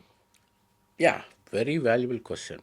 బట్ మాకెప్పుడు రాలేదండి. ఎందుకంటే తారక్ అలా ఉండేవాడు. సార్. అతన్ని చూస్తేనే ఇది చేయగలుగుతాడు అనే ఐడియా ఉండేది తప్ప అతను చేయలేడనే ఐడియా ఎప్పుడు మాకు రాలా. హ్మ్. మేము ఫుల్‌గా నమ్మాము. తను కూడా అలాగే నమ్మేవాడు. తను కూడా అట్లాగే మేము ముగ్గురం అట్లా టైట్‌గా ఉండి పనిచేసాం దాంట్లో. సార్. యాక్చువల్‌గా Vinay was assistant director, co director for ఆహ్, 'క్రాంతి కుమార్' గారి దగ్గర క్రాంతి కుమార్ గారి దగ్గర సినిమా నేను చేసినప్పుడు మా ఇద్దరికి బాగా బాగా క్లోజ్ ఇంటరాక్షన్ వచ్చేసింది. సార్. క్రాంతి గారికి అసలు 9 నెలల సినిమా యాక్చువల్‌గా ఆ సినిమా పేరు. ఆ సినిమాకి కో డైరెక్టర్ వివి వినాయక్. సార్. నేను వినయ్ వినయ్ అని మేమిద్దరం ఎరా అంటే ఎరా బావా బావా అనుకునే ఫ్రెండ్షిప్ వచ్చేసింది. క్రాంతి గారికి ఒంట్లో బాగాలేక ఎక్కువ సినిమా ఇతనే తీశాడు. చాలా ఎక్కువ సినిమా. సార్. క్రాంతి గారు సీన్స్ చెప్పేసేవారు. ఓకే. ఆయనకు ఈవినింగ్ అవ్వగానే కొంచెం హెల్త్ ఇష్యూస్ ఉండడం వల్ల rest of the cinema Vinay చేశాడు. సార్. అలా మా ఇద్దరికి క్లోజ్ ఫ్రెండ్షిప్ అయిపోయి సినిమా చేస్తే నీతో చేయాలిరా అని. హ్మ్. సో తనకి ఆది సినిమా రావటం, మేమిద్దరం పనిచేయటం, దానికి మేమిద్దరం వెళ్ళి తారక్ని కలిసాం. హ్మ్. ఒక షూటింగ్లో, తన పర్సనల్ వేరే షూటింగ్లో వెళ్ళి కలిసిన ఫారెన్‌లోనా ఇది? ఫారెన్లో వేరు, హ్మ్. ఇండియాలో జరిగినప్పుడు మేము వెళ్ళి హ్మ్. తన్ని కలిసినప్పుడు మనం చేస్తున్నాం అన్నప్పుడు మా ముగ్గురు సింక్ ఒకళ్ళనొకళ్ళు తెలియకుండా జెల్ అయిపోయింది. సార్. సో ఎప్పుడు తను చేయలేడనో లేదనేది ఉండేది కాదు. హ్మ్. సో ఇది చేద్దాం, ఇలా ఉండాలి, ఇలా చేద్దామని ఏం చేసుకుని వెళ్ళిపోయాం. హ్మ్. అంటే ముందటి నుంచి మాకు సక్సెస్ కొడతామనే ఫీలింగ్లోనే కాన్ఫిడెన్స్లోనే పనిచేసాం. అంటే మీరు చేయడం వేరు సార్. తారక్ గారు చేయడం వేరు. మీకు నమ్మకం ఉండడం వేరు. బట్ దాంట్లో ఉన్న ఆ బ్లాక్స్ గాని, షాట్స్ గాని, ఆ వెయిట్ గాని అప్పటికి ఇండస్ట్రీలో నంబర్ 1 హీరోకి పెట్టాల్సిన కంపోజింగ్ అదంతా. సో, నేను ఆ మొండి ధైర్యం గురించి అడుగుతున్నాను. ఎలా నమ్మారు అని. సో, బట్ మీరు చెప్పారు. యా యా మాకొక నమ్మకంతో ఎళ్ళిపోయామని. యా. బట్ 'ఆది' సినిమాలో నాకు బాగా ఇంపాక్ట్‌ఫుల్ అనిపించింది ఏందంటే, కర్మాగారంలో ఖైదీలుంటారు. ఉమ్. బోర్డు షాట్ ఇట్ట పడద్ది. కెమెరా టక టక టక టక నడుచుకుంటా పోద్దనమాట. కెమెరా కొంచెం ముందుకెళ్ళంగానే ఆపోజిట్ నుంచి లెగ్స్ ఒస్తాయి. Correct. వాళ్ళయి షాట్. సో, చాలా అద్భుతంగా ఉంటది. అబ్బా! ఇక్కడికే అంటే అప్పుడే నాకు సినిమా నాలెడ్జ్ తెలుస్తుంది సార్. అబ్బా! కెమెరామన్ ఇక్కడ చంపేసాడురా అని అనుకునే లోపల తొడగొట్టు చిన్న షాట్ ఒస్తది. లేదండి, యాక్చువల్గా వినాయక్ అసలు చెప్పడమే ఒక ఎనర్జిక్గా చెప్తాడు షార్ట్. కంపోజిషన్ మనకి నచ్చేటట్టు సార్. చాలా బాగా చెప్పేవాడు అసలు షార్ట్స్. యాక్చువల్గా తనకు ఉన్న ఆర్ట్ ఏంటంటే చాలా బాగా కంపోజిషన్లో మంచి ఇంట్రెస్ట్ ఉన్న ప్యాషన్. అంటే మాస్కి ఏం కావాలనేది గట్టి స్ట్రాంగ్ ఇది గ్రిప్ ఉన్నాడు వినయ్. సో అది మా ఇద్దరికి తెలియకుండా నాకు కూడా ఒక మాస్ అంటే కొంచెం ఆ లో యాంగిల్స్, ఆ ఇంపాక్ట్ ఉన్న షార్ట్స్ కావాలని నాకు ఉండేది. ఇద్దరికి అలా సింక్ అయింది. హ్మ్. ఇలాగే ఒకసారి ఏమైందంటే షార్ట్ చెప్పాడు తను. యాక్చువల్గా ఒక ఒక ఒక ఓల్డ్ స్ట్రక్చర్ ఆఫ్ బిల్డింగ్ ఉంటుంది. అది ఎలాగుంటే ఒక 2 సెకండ్స్ తర్వాత కెమెరా పై నుంచి ఒక వెహికల్ వెళ్తుందిరా. వెహికల్ వెళ్ళి కెమెరా ముందు ఆగుతుంది. అంటే కెమెరా పై నుంచి వెళ్తుందంటే కెమెరా ఎక్కడ ఉండాలి? గుంటలో ఉండాలి. హుహు. ఒక గుంట తవ్వి ఆ గుంట లోపల నేను కూర్చొని పైనుంచి వెహికల్ వెళ్ళి ఆగిన తర్వాత మనుషులు దిగి వెళ్ళాలి. ఇది షార్ట్. వాహ్! ఇది మంచి composition. It is not big shot. నేను పెద్దగా సీరియస్గా తీసుకెళ్ళి, ఎందుకంటే అప్పటికే పెద్ద పెద్ద సినిమాలు చేస్తున్నా. కదా కదా. బ్యూటిఫుల్గా తీయచ్చు అని చెప్పి షార్ట్ పెట్టేశాను. ఇక్కడ మ్యాజిక్ ఏం జరిగిందంటే జీప్ కంటిన్యూటీ లేదు, కలర్ మిస్ అయింది. సో అంతకుముందు మేము ఎక్కడో వైజాగ్లో ఒకటి తీసాం. అదే లొకేషన్ వేరే చోట చీట్ చేసి తీస్తానమాట. అర్థమైంది. సో జీప్ కంటిన్యూటీ లేదు, అప్పటికప్పుడు జీప్ కలర్ కొట్టుకొచ్చారు. ఈ విషయం యాక్టర్స్ ఎవరికి చెప్పలేదు. కలర్ తొందరగా ఆరదు కదా. అవును సో వీళ్ళని తీసుకొచ్చి నుంచోబెట్టేశారు. డాలీ డైరెక్టర్, డాలీ అవును కదా, అవును. అతను అసిస్టెంట్ డైరెక్టర్. దాంట్లో ఎక్కి కూర్చుని ఈ ఆర్టిస్టులకి ఎవరు చెప్పలే. ఈ ఆర్టిస్టులు అందరూ దాంట్లో కూర్చున్నారు. పైకి ఎక్కి కూర్చున్నాక చెప్పింది ఇవన్నీ అంటుకుంటున్నాయి, ముట్టుకుంటే పెయింట్ అంటుకుంటుందని జాగ్రత్తగా కూర్చున్నారు. ఎవ్వరూ కూడా ఫుల్ జనంగా ఉన్నారు. డిస్టర్బెన్స్. ఈ వెనక డోర్ లాక్ చేయలే, ఎందుకంటే దిగాలి కదా. అవును. డోర్ లాక్ చేయకుండా పట్టుకున్నారు. కెమెరా అన్నారు, మనవాడు ఫస్ట్ గేర్ వేసి ఠమ్మని తీశాడు. ఆ జర్కుతోటి ముందు కెమెరా గుంటలో ఉందనే విషయం ఆర్టిస్టులు తెలియదు. ఎందుకంటే ఈ జనం గోల్లో మాకు అర్థం కాలేదు. తొందరగా షార్ట్ తీసి బయటకు వెళ్ళాలి. ఆ తీసినప్పుడు గుంట పైనుంచి సడన్గా కారు ముందుకి, వెహికల్ జీప్ ముందుకు వెళ్ళేసరికి మొత్తం జనం వచ్చి గుంటలో పడిపోయారు, నా మీద పడిపోయారు వచ్చి. మొత్తం 6 ఒక్కొక్కడు 110-120 కిలోలు ఉండు. అందరూ వచ్చి నా గుంటలో నా మీద పడ్డారు వచ్చి. కెమెరా ఉంది, కెమెరా లోపల ఉంది, నేనున్నాను. మొత్తం పడిపోయారు. ఫిష్ వెంకట్ ఒక ఆర్టిస్టు, ఇలా రకరకాల వాళ్ళు. ఒకడికి కాలర్ బండి ఇరిపోయింది, ఒకటి మోచే ఎగిపోయింది. నాకు మాత్రం ఏం జరగలేదు. నేను అట్లా లోపల కూర్చునిపోయాను. మొత్తం 6 పడిపోయారు. Major accident. రఘుబాబు గారు యాక్సిడెంట్ అయింది అప్పుడు.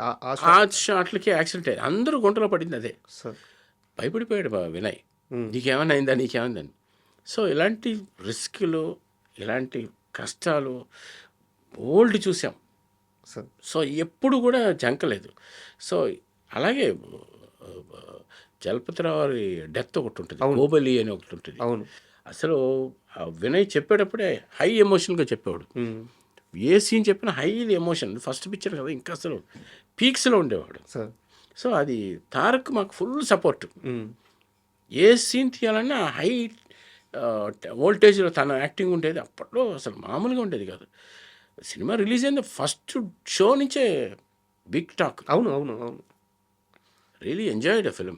క్లైమాక్స్ ఫైట్లో ఎన్టీఆర్ గారు నిజంగానే లెఫ్ట్ హ్యాండ్తో ఆ 2 ఫ్రేమ్స్ని, ఫోటో ఫ్రేమ్స్ని పగలగొట్టారు అని చెప్పి చెప్తారనమాట. సో అది నిజం కూడా. బట్ మీరు షూట్ చేస్తున్నప్పుడు ఈ పిల్లోడు కొట్టేశాడు, నిజంగానే కొట్టేశాడు, కొంచెం ఏమన్నా అందరూ సెట్ మొత్తం ప్యానిక్ అయ్యారా? యాక్చువల్గా అది నాట్ ప్లాన్డ్. యాక్చువల్గా ఒక ఫోటో ఫ్రేమ్ ఉంది. అది ఫోటో ఫ్రేమ్ లోపల ఉండే గ్లాస్ ఉంటుంది కదా, అది షుగర్ గ్లాస్. సో యాక్చువల్గా ఏంటంటే షుగర్ గ్లాస్ అని మనకి చెప్తారు. ఒక్కోసారి షుగర్ గ్లాస్ అయి ఉండదు. షుగర్ గ్లాస్ అని ఎప్పుడు తెలుస్తుంది? పగల కొడితేనే మనకి తెలుస్తుంది షుగర్ గ్లాస్. అది యాక్చువల్లీ నార్మల్ గ్లాస్. ఆర్ట్ డిపార్ట్మెంట్లో లేకపోతే మామూలుగా మ్యానుఫ్యాక్చరింగ్ డిఫెక్ట్స్ వల్ల అది నార్మల్ గ్లాస్ వచ్చింది షుగర్ గ్లాస్ బదులు. సో మనకి మన యాక్షన్ ప్లానింగ్ ఏంటంటే ఆ గ్లాస్ని పగలగొట్టే ప్లానింగ్. సో తను ఫైట్ చేసినప్పుడు దాన్ని మా ప్లానింగ్ ప్రకారం కొట్టాడు, కానీ అది షుగర్ గ్లాస్ కాదు, నార్మల్ గ్లాస్. అది కట్ అయ్యి మొత్తం ఇక్కడ కట్ అయిపోయింది. సో తను 1 మోర్ చేయకుండా కంటిన్యూ చేశాడు. అక్కడి నుంచి సీన్ కంటిన్యూ చేసేసాడు తను. కట్ అయింది, బ్లడ్ వచ్చేస్తుంది, నేను చూస్తున్నాను, కట్ వస్తుంది. ఇంకా తగిలిన తర్వాత లాస్ట్ కట్ అయిన తర్వాత తను చూసుకునేసరికి మొత్తం ఇదంతా కట్ అయిపోయింది. ఇంకా ఇక్కడ కట్ అయి ఉంటే మొత్తం నర్వ్ అంతే, ఆల్మోస్ట్ డీప్గా 6-7 స్టిచెస్. చాలా పెద్ద ప్రమాదం తప్పింది. వెంటనే కెమెరా వదిలి గబగబా పరిగెత్తెళ్ళి ఇలా పట్టుకుంటే ఫుల్ బ్లడ్. అలాగే హాస్పిటల్, అలాగే తీసుకెళ్ళి దాని తర్వాత కంటిన్యూటీ మీరు సాంగ్ చేయాల్సి వచ్చింది. మీకు నీ నవ్వులు తెలని. అందుకని మీకు ఈ హ్యాండ్ కవర్ చేసి చేసింది సాంగ్ అది. ఆ నీ నవ్వులు తెల్లదనాన్ని సాంగ్ తర్వాత మళ్ళీ హ్యాండ్ కదలకుండా ఆయన స్టెప్స్ వేసింది మన దేవరాడు. ఆ 2 పాటల్లో. అండ్ అదే ఆది సినిమాలో ఆ సుమోలు బ్లాస్ట్ అయ్యాయి. సో నాకు అంటే ఫస్ట్ విలన్ బాంబ్ బ్లాస్ట్ చేస్తాడు, అప్పటికే అదిరిపోద్ది, మొత్తం అయిపోద్ది. ఆ ట్రాక్టర్ ఉంటుంది కదా సార్, ఆ ట్రాక్టర్ పేలింది ట్రక్, అది అన్నిటికంటే పెద్ద బాగా ఎక్కువ ఎత్తేసి అది థర్డ్ యాక్సిడెంట్ నాకు sir. That is third incident ఆ రోజు కూడా సినిమాలో. అది కూడా మేజర్. యాక్చువల్గా 6-7 కెమెరాస్ పెట్టాము. 6 అంటే నెంబర్ ఆఫ్ కెమెరాస్ పెట్టే ఇప్పుడు 2 కెమెరాలు దాటిందంటే అది ఒక పెద్ద ఇండస్ట్రీలో ఒక టాక్. 2, 3 కెమెరాలు పెట్టారంట, 4 కెమెరాలు పెట్టారంట. అలాంటి దాంట్లో 6 కెమెరాస్ పెట్టిన ట్రెండీ షాట్ అది. సార్ సో 3 సుమోలు లేవటం, దాంతోపాటు ట్రాక్టర్ లేవటం, అన్ని కెమెరాలు ఫిక్స్ చేసాం. ఒక కెమెరా నేను ట్రాక్టర్ పైకి ఎగిరే షాట్ నేను, ఓకే ఇంకొక కెమెరామెన్ ఇంకొక చోట, రవీంద్రబాబు గారు వచ్చారు, ఆయన ఒక కెమెరా, నేను, అందరం 6 కెమెరా పెట్టి అన్ని ఫుల్ గ్రావిటీ షాట్ ప్లాన్ చేస్తున్నాం. యాక్చువల్గా ఏంటంటే ఆ క్యానన్ బ్లాస్ట్ అంటారు వాటికి చాలా కింద నుంచి గొయ్యలు తవ్వి కాంక్రీట్ వేసి పిస్టన్స్ ద్వారా చేస్తారు. So it's it is a very big process. Sir ఇప్పటికీ అదే ప్రాసెస్. అదేంటంటే ఫస్ట్ సౌండ్ వస్తుంది, తర్వాత విజువల్గా లేస్తుంది. ఓకే కెమెరామెన్ అలర్ట్గా లేకపోతే ఫాలో చేయలేరు. సో అదేంటంటే థమ్ ఫట్ అని లేస్తుంది. సో ఆ సింక్లో మనం ప్యాన్ చేయాలి. సో నేను ట్రాక్టర్ని పట్టుకున్నాను. అది ఏమైందంటే ఓల్డ్ ట్రాక్టర్ తీసుకొచ్చి పెట్టారు, అంత కొత్తది తీసుకొచ్చి పెట్టారు కదా మామూలుగా. సో దాని ఏమైందంటే ఈ బ్లాస్ట్లో యాక్సిల్ ఇరిగిపోయింది. ఇది ట్రాక్టర్ ఎగిరిపోయింది. నేను ట్రాక్టర్ని పట్టుకుని పైకి వెళ్తున్నాను, నాకు తెలియదు దానికంటే ముందు టైర్ వెళ్ళిపోయింది. అది ఒక 100 feet వెళ్ళిపోయింది. నేను ట్రాక్టర్ దొరికింది అలా ప్యాన్ చేస్తున్నాను, దాని వెనక అది ట్రావెల్ అయ్యి వస్తుంది. అది టైర్ కదా, అది టైరు రిమ్ముతో ఉంటుంది, పెద్దది వెనక వీలు. అది పడి డైరెక్ట్గా వచ్చి నాకు వచ్చి తగిలింది. అబ్బా ఈ సైడ్లో వచ్చి తగిలింది. కెమెరా మొత్తం నాకు వచ్చి తగిలింది. వెంటనే హాస్పిటల్. మేజర్ యాక్సిడెంట్స్ అన్నీ. అది ఏం చెప్పాలి, బట్ నథింగ్, ఏం రాలేదు, జస్ట్ మిస్ వచ్చి డైరెక్ట్గా వచ్చి నాకు తగిలింది. ఇంత కష్టం ఉంటుందా సార్? మేము ఉంటుందండి, రిస్క్లు ఉంటాయి, ఎందుకుంటావు, రిస్క్లు ఉంటాయి. ఇప్పటికీ యాక్చువల్గా ఇప్పుడు మీరు చూసే ఇంతకుముందు కంటే ఇప్పుడు రిస్క్లు ఇంకా ఎక్కువ. అంతకుముందు హీరోలకు డూపులు చేసేవాళ్ళు, ఇప్పుడు హీరోలు ఒరిజినల్గా చేయాలి. ఎందుకంటే రోపులు కట్టాలి. ఆ రోపులు కట్టాలంటే మొత్తం రిబ్స్ అన్ని పెయిన్స్ వచ్చేస్తాయి, లోపల బెల్ట్స్ ఉంటాయి, రోప్స్ ఉండి చేయాలి. చాలా కష్టం. ఇప్పుడు బాలయ్య బాబు గారు ఓన్గా చేస్తారు అన్ని. లెజెండ్ కానీ అఖండ కానీ ఆయన ఓన్గా చేసి. సార్ ఈ సినిమాలు సక్సెస్లు ఇవి కాస్త పక్కన పెడతాము. ఈ కెమెరామెన్లు ఉంటారు కదా సార్, కెమెరామెన్లు కానీ లేకుంటే ఆ లైటింగ్ కానీ ఆ కెమెరాలు మూసే వీళ్ళు కానీ, ఇప్పుడు మీరు చెప్పిన ఈ లెక్క ప్రకారం వీళ్ళ లైఫ్ ఎంత సెక్యూర్ సార్ షూటింగ్లో? ఇప్పుడు పర్వాలేదండి. ఇప్పుడు ఏంటంటే ప్లానింగ్ ఉంటుంది. ఎక్కడైనా అన్ని చోట్ల రిస్క్ కొంచెం ఉంటుంది. డెఫినెట్గా కొంత పార్ట్ రిస్క్ ఉంటుంది, బట్ కేర్ఫుల్గా ఉంటాం. ఆ రిస్క్ అయితే ఉంటుంది. రిస్క్ అయితే డెఫినెట్గా ఉంటుంది, రిస్క్ ఉంటుంది. సో అయినా కూడా జాగ్రత్తగా చేస్తుంటాం. ఇంకా గాడ్. అంటే నాకు డౌట్ సార్, ఇప్పుడు ఒక కెమెరామెన్ అంటే మీ కింద టీం ఉంటారు, సో వాళ్ళు కూడా అంతే ప్రాణం పెట్టి పని చేస్తూ ఉంటారు. ఇది ఆ పిచ్చి ప్రేమతో వచ్చినాక ఆ పని అట్ట అలవాటు అవద్దా, లేకుంటే కొంతమంది కుర్రాళ్ళు వచ్చిన తర్వాత మీరు అలా క్రియేట్ చేస్తారు? ఎందుకంటే మీరు అలా ట్రావెల్ అయిన వాళ్ళు కాబట్టి, ఎందుకంటే ప్రాణం పెట్టి చేసేస్తున్నారు అందరూ. యాక్చువల్లీ ఈ జాబే ప్యాషన్తో చేయాల్సింది. సినిమా అనేదే ఎవ్రీ క్రాఫ్ట్ ప్యాషన్గా ఇంట్రెస్ట్గా చేయకపోతే అది సినిమా సరిగా రాదు. నా ఒక్కడి వల్ల జరగదు. నేను వచ్చి ఇన్స్ట్రక్షన్ చేస్తాను, నా కింద ఉన్న ఇన్స్ట్రక్షన్ చేసేవాడు ప్రాపర్గా లేకపోతే ఆ పని సరిగా ఉండదు. సో నేనెంత క్లియర్గా ఉంటాను, నా కింద ఉన్నవాళ్ళు వాళ్ళ కింద ఉన్నవాళ్ళు అంత ప్యాషన్గా ఉండాలి. సినిమా ఒకటే నాకు తెలిసి, అంటే ఎవ్రీ ఫీల్డ్ ఈజ్ ఇంట్రెస్టింగ్గా వెళ్ళాలి. ఇది సాఫ్ట్వేర్ ఫీల్డ్ అయినా ఏదైనా సరే. సో సినిమా అనేది మోర్ సింక్రనైజింగ్లో ఉండాలి. అంత హీరో ఎలాగ ప్యాషన్గా ఉంటారో కెమెరామెన్ అంతే ప్యాషన్ ఉండాలి, ఒక లైట్ మ్యాన్ అంతే ప్యాషన్ ఉండాలి. అన్ని క్రాఫ్ట్లు పర్ఫెక్ట్గా ఆర్ట్ డిపార్ట్మెంట్ ఉండాలి. అన్నీ ఉంటేనే దానికి ఫుల్ఫిల్నెస్ వస్తుంది. Sir it is not a different topic I'm saying. అన్నీ కూడా ప్రాపర్గా ఉంటే అన్నీ బాగుంటాయి. Sir okay sir. అండ్ నాకు ఇంకో డౌట్ వచ్చేసి, కృష్ణవంశీ గారితో అంత అసోసియేషన్ వచ్చిన తరువాత మీరు ఎందుకు ఈ వర్మ గారి స్కూల్లో ఎప్పుడు పడలేదు? వర్మ గారి స్కూల్కి పడలేదంటే అది నా జర్నీ వేరేలాగా ఉండేది. అంటే నేను డిఫరెంట్ డైరెక్టర్స్తో చేయటం, కొత్త డైరెక్టర్స్ తోటి ఎక్కువ చేయటం. చాలామంది అడిగారు, ఒక సినిమాతో చేసిన డైరెక్టర్తో ఇంకో సినిమా చేయలేదు ఏంటని. బట్ వాళ్ళు బిజీగా ఉండడం, నేను బిజీగా ఉండడం, ఎక్కడో టైం సింక్ కాక తప్ప నేను చాలామంది డైరెక్టర్స్ తోటి, కృష్ణవంశీ గారితో 3-4 సినిమాలు పనిచేస్తాను. కృష్ణవంశీ గారితో చేశారు, ఓకే. చేశాను. నేను అనేది ఇప్పుడు పూరి జగన్నాథ్ గారు కానీ లేకుంటే అసలు ఆర్జీవి గారే కానీ చాలామంది సినిమాటోగ్రాఫర్లు ఆర్జీవితో ఒక సినిమా చేయాలని కోరుకుంటారు అనమాట. ఎస్ సో మీకు పైగా ఆ మనుషులందరితో అసోసియేషన్ ఉంది. ఉంది. ఆ స్కూల్లో మీరు ఎందుకు పడలేదనేది నా డౌట్. అంటే వాళ్ళ నేను చేసిన జర్నీలో ఆ రూట్లో నాకు ఎక్కడ తగలేదు తగలేదు.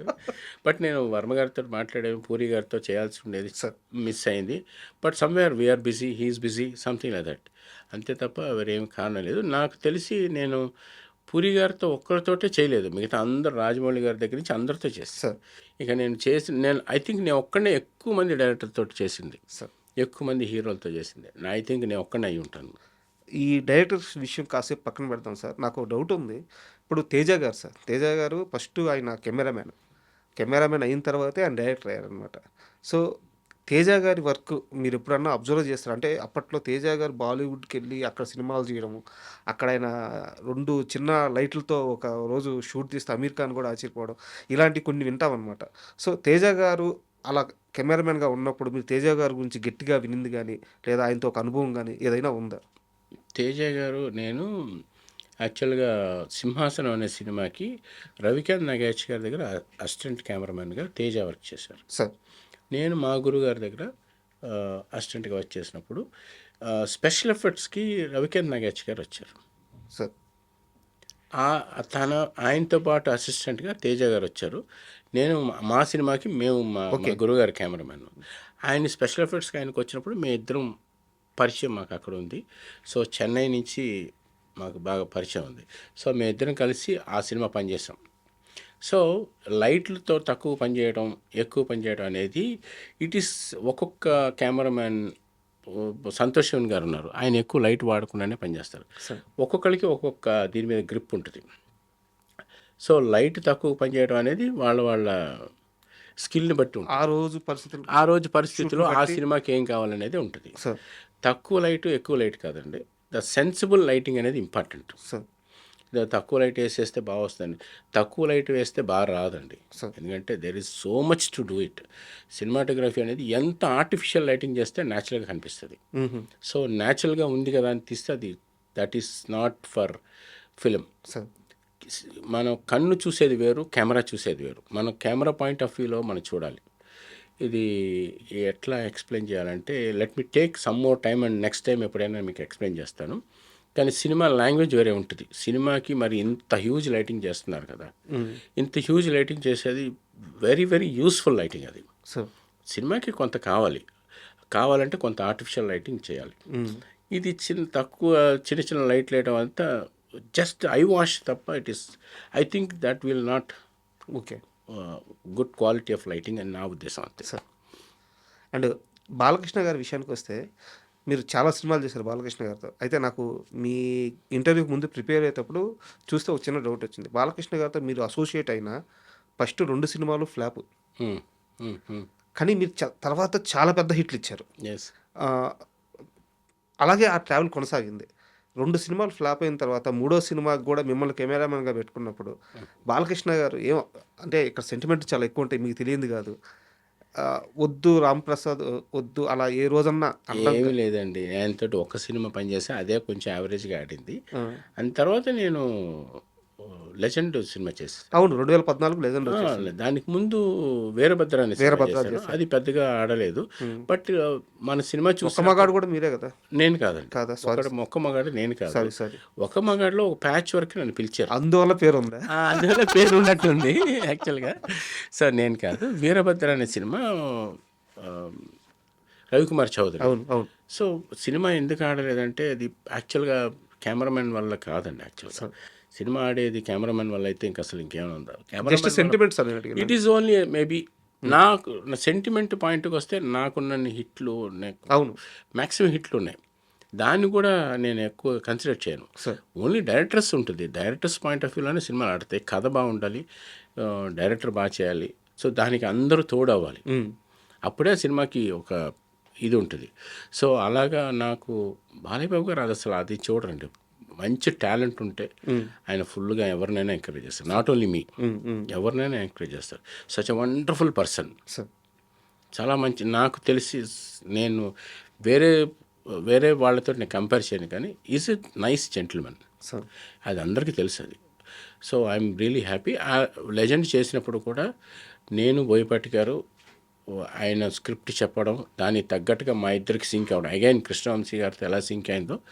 తర్వాత నేను చాలా బాగా ఎంజాయ్ చేసిన సినిమాలో బోయపాటి గారు. సార్ అలాగే నా డైరెక్టర్స్ అందరూ లైక్ ఈవెన్ సత్యబాబు, కృష్ణవంశీ, లేకపోతే పైడిపల్లి వంశీ, సురేందర్ రెడ్డి, వివి వినాయక్, ఎవరితో పనిచేసినా వాళ్ళతోటి సింక్ అయి చేస్తే డెఫినెట్గా సినిమాలు బాగుంటాయి. ఆ కథ తెలుసుకొని ఆ సినిమాకి మనం ఏం కావాలి, that's what it's very big science. Sir and యాక్చువల్గా నాకు తెలిసింది ఏంటంటే ఈ ఇంటర్వ్యూ ప్రిపేర్ అయ్యేటప్పుడు బాలకృష్ణ గారు ఎక్కడ అవకాశం ఉన్నా ఒక మంచి సినిమా ప్రాజెక్టు మేక్ అవుతుంటే అవకాశం ఉన్న ప్రతి దగ్గర వాళ్ళ మనుషులకు కానీ రామ్ ప్రసాద్ని పెట్టుకోండి, మంచి టెక్నీషియన్, ఫాస్ట్గా వర్క్ చేస్తారు, డైరెక్టర్తో మంచి సింక్లో ఉంటారు. చాలాసార్లు మీ పేరు ఆయన సినిమా అవకాశం ఇప్పించడం కాదు కానీ మీ గురించి గొప్పగా చెప్పడం బాలకృష్ణ గారు ఆయన నోటితో ఆయన చాలాసార్లు చెప్పారంట. మీ దాకా వచ్చింది అది? యా వచ్చింది. ఇట్స్ నాకు అది బ్లెస్సింగ్ అనే అనుకోవాలి. మా ఇద్దరికి ఉన్న ఒక మంచి సింక్ అండి, బాబుకి నాకు ఉన్న సింక్. ఎందుకంటే నేను క్లియర్గా అర్థం చేసుకుంటాం. అది కెమెరామెన్ను, డైరెక్టర్ని, హీరోని, ఆ చుట్టుపక్కల ఉన్న వాతావరణాన్ని అర్థం చేసుకుంటూ వెళ్ళగలిగితే ఆ సినిమా చాలా బాగా వస్తుందని నాకు నమ్మకం అండి. ఎందుకంటే మోర్ ఇంటూ కెమెరామెన్కి కెమెరా స్కిల్ ఒకటే కాదు కావాల్సింది, ఐక్యూ ఉండాలి, జనరల్ నాలెడ్జ్ ఉండాలి, మంచి అండర్స్టాండింగ్ ఉండాలి. సో ఆ ఎన్వైర్న్మెంట్ని మనం హ్యాండిల్ చేసే సిచ్యువేషన్ రావాలి. నెక్స్ట్ ఏం జరగబోతుందో కూడా ఒక ఐడియా మనకు తెలియాలి. సో అది నెక్స్ట్ లెవెల్ థింకింగ్. సార్ ఇది ఊరికే సినిమా అనగానే లైట్లు వేయటం, కెమెరా పెట్టడం, ఇది కంటే కూడా నెక్స్ట్ లెవెల్లో ఇంకోటి ఉంది. అది తెలుసుకోవాలంటేనే అప్పుడే ఆ సినిమాటోగ్రఫీకి పరిపక్వత వస్తుంది. సార్ దీన్ని చాలా స్ట్రాంగ్గా నమ్ముతాను. అండ్ బోయపాటి గారితో అసోసియేషన్ ఎలా సెట్ అయింది సార్? వరుసగా సినిమాలు చేస్తున్నారు బోయపాటి గారితో మీరు. నేను మధ్యలో 1-2 సినిమాలు చేయలేదు. నేను లెజెండ్ చేశాను, దాని తర్వాత అఖండ 1, దాని తర్వాత 2. So we have very good. Boyapati గారు ఇంకా మీకు చెప్పాల్సిన, ఆయన వచ్చి ఫుల్ ఎమోషన్ స్క్రిప్ట్ చెప్పాలంటే డే 1 నుంచి ఆయన దగ్గర కూర్చుంటాం. సో ఆయన ప్రతిదీ యాక్సెప్ట్ చేస్తారు. అలాగే తను కూడా మాకు ఇలా కావాలండి, ఇలా ఉండాలని రెఫరెన్స్. ఇప్పుడున్న టెక్నిక్ ఏంటంటే రెఫరెన్స్లు. సో వాళ్ళకి ఏమేమి సీన్స్ ఎలా ఉండాలని మాకు రెఫరెన్స్లు చూపిస్తూ ఉంటారు. సో మేము ప్రీ విజువలైజేషన్ చేస్తూ ఉంటాం. సినిమా ముందే షూట్స్ చేయడాలు, విజువల్స్ చూడాలి, దాన్ని బట్టి మేము ప్లాన్ చేసి లైటింగ్ డిజైన్ చేయడం, ఆల్ న్యూ టెక్నిక్. దాన్ని బట్టి మాకు చాలా వరకు ఆల్ ఫిల్మ్స్ అలాగే జరుగుతున్నాయి. దాంట్లో ఆ టెక్నిక్ ఆయన యూజ్ చేయడం వల్ల మాకు బాగా అర్థమయ్యి బాగా చేయగలుగుతాం. ఇంకోటి ఏంటంటే చాలా జోవియల్ మనిషి.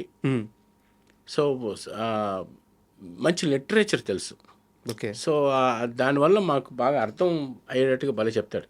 సో అది మాకు బాగా అడ్వాంటేజ్. దానివల్ల ప్రతి టెక్నీషియన్ ఆయనతో బాగుంటాడు సార్. బోయపాటి గారి సినిమాలు ఇండియా వైడ్ సార్. నేను చెప్పేది ఏదో 2 తెలుగు రాష్ట్రాలు కాదు. ఆయన సినిమాలు యూట్యూబ్లో అప్లోడ్ చేసినా కానీ హిందీ మార్కెట్లో అసలు ఎన్ని వ్యూస్ వస్తాయంటే అంతా కూడా ఆ కమర్షియల్ షార్ట్స్, ఆ మాస్ షార్ట్స్, ఆ షార్ట్స్ అసలు అద్భుతంగా ఉంటాయి ఆయన సినిమాల వరకు. మీరు చేసిన లెజెండ్ అయితే కానీ అఖండ గురించి, అఖండ 2 గురించి ఇంకెంత చెప్పినా ఓకే, అది తనివి తీరదు అనమాట. ఎందుకు ఈ మాట అంటున్నానంటే అఖండ సినిమా క్లైమాక్స్లో ఆ రథం రాగేటప్పుడు ఒక రకమైన ఫ్రేమ్లో ఒక రకమైన రెడ్డిష్ వచ్చేస్తుంది. రెడ్డిష్ వచ్చేసి ఆ రథం రాగిన తర్వాత, ఫైట్ చేసిన తర్వాత ఆ సోల్మట్ట పైకి లేపినప్పుడు ఆ శివుడి షాట్లు. సో ఇలాంటి షాట్లన్నీ మనం బోయపాటి గారి సినిమాల్లో మాత్రమే చూస్తుంటాం అనమాట. అలాంటి వ్యక్తితో కలిసి పనిచేస్తున్నప్పుడు ఈ ఎక్స్పీరియన్స్ కాస్త షేర్ చేయండి sir. It's very good experience అండి. బోయపాటి గారికి నుంచి చెప్పాలంటే అదే మీకు చెప్పాను కదా, ఆయన స్క్రిప్ట్ లెవెల్ నుంచి చాలా స్ట్రాంగ్గా ఉంటారు. విజువల్స్ నెక్స్ట్ లెవెల్లో థింక్ చేస్తారు.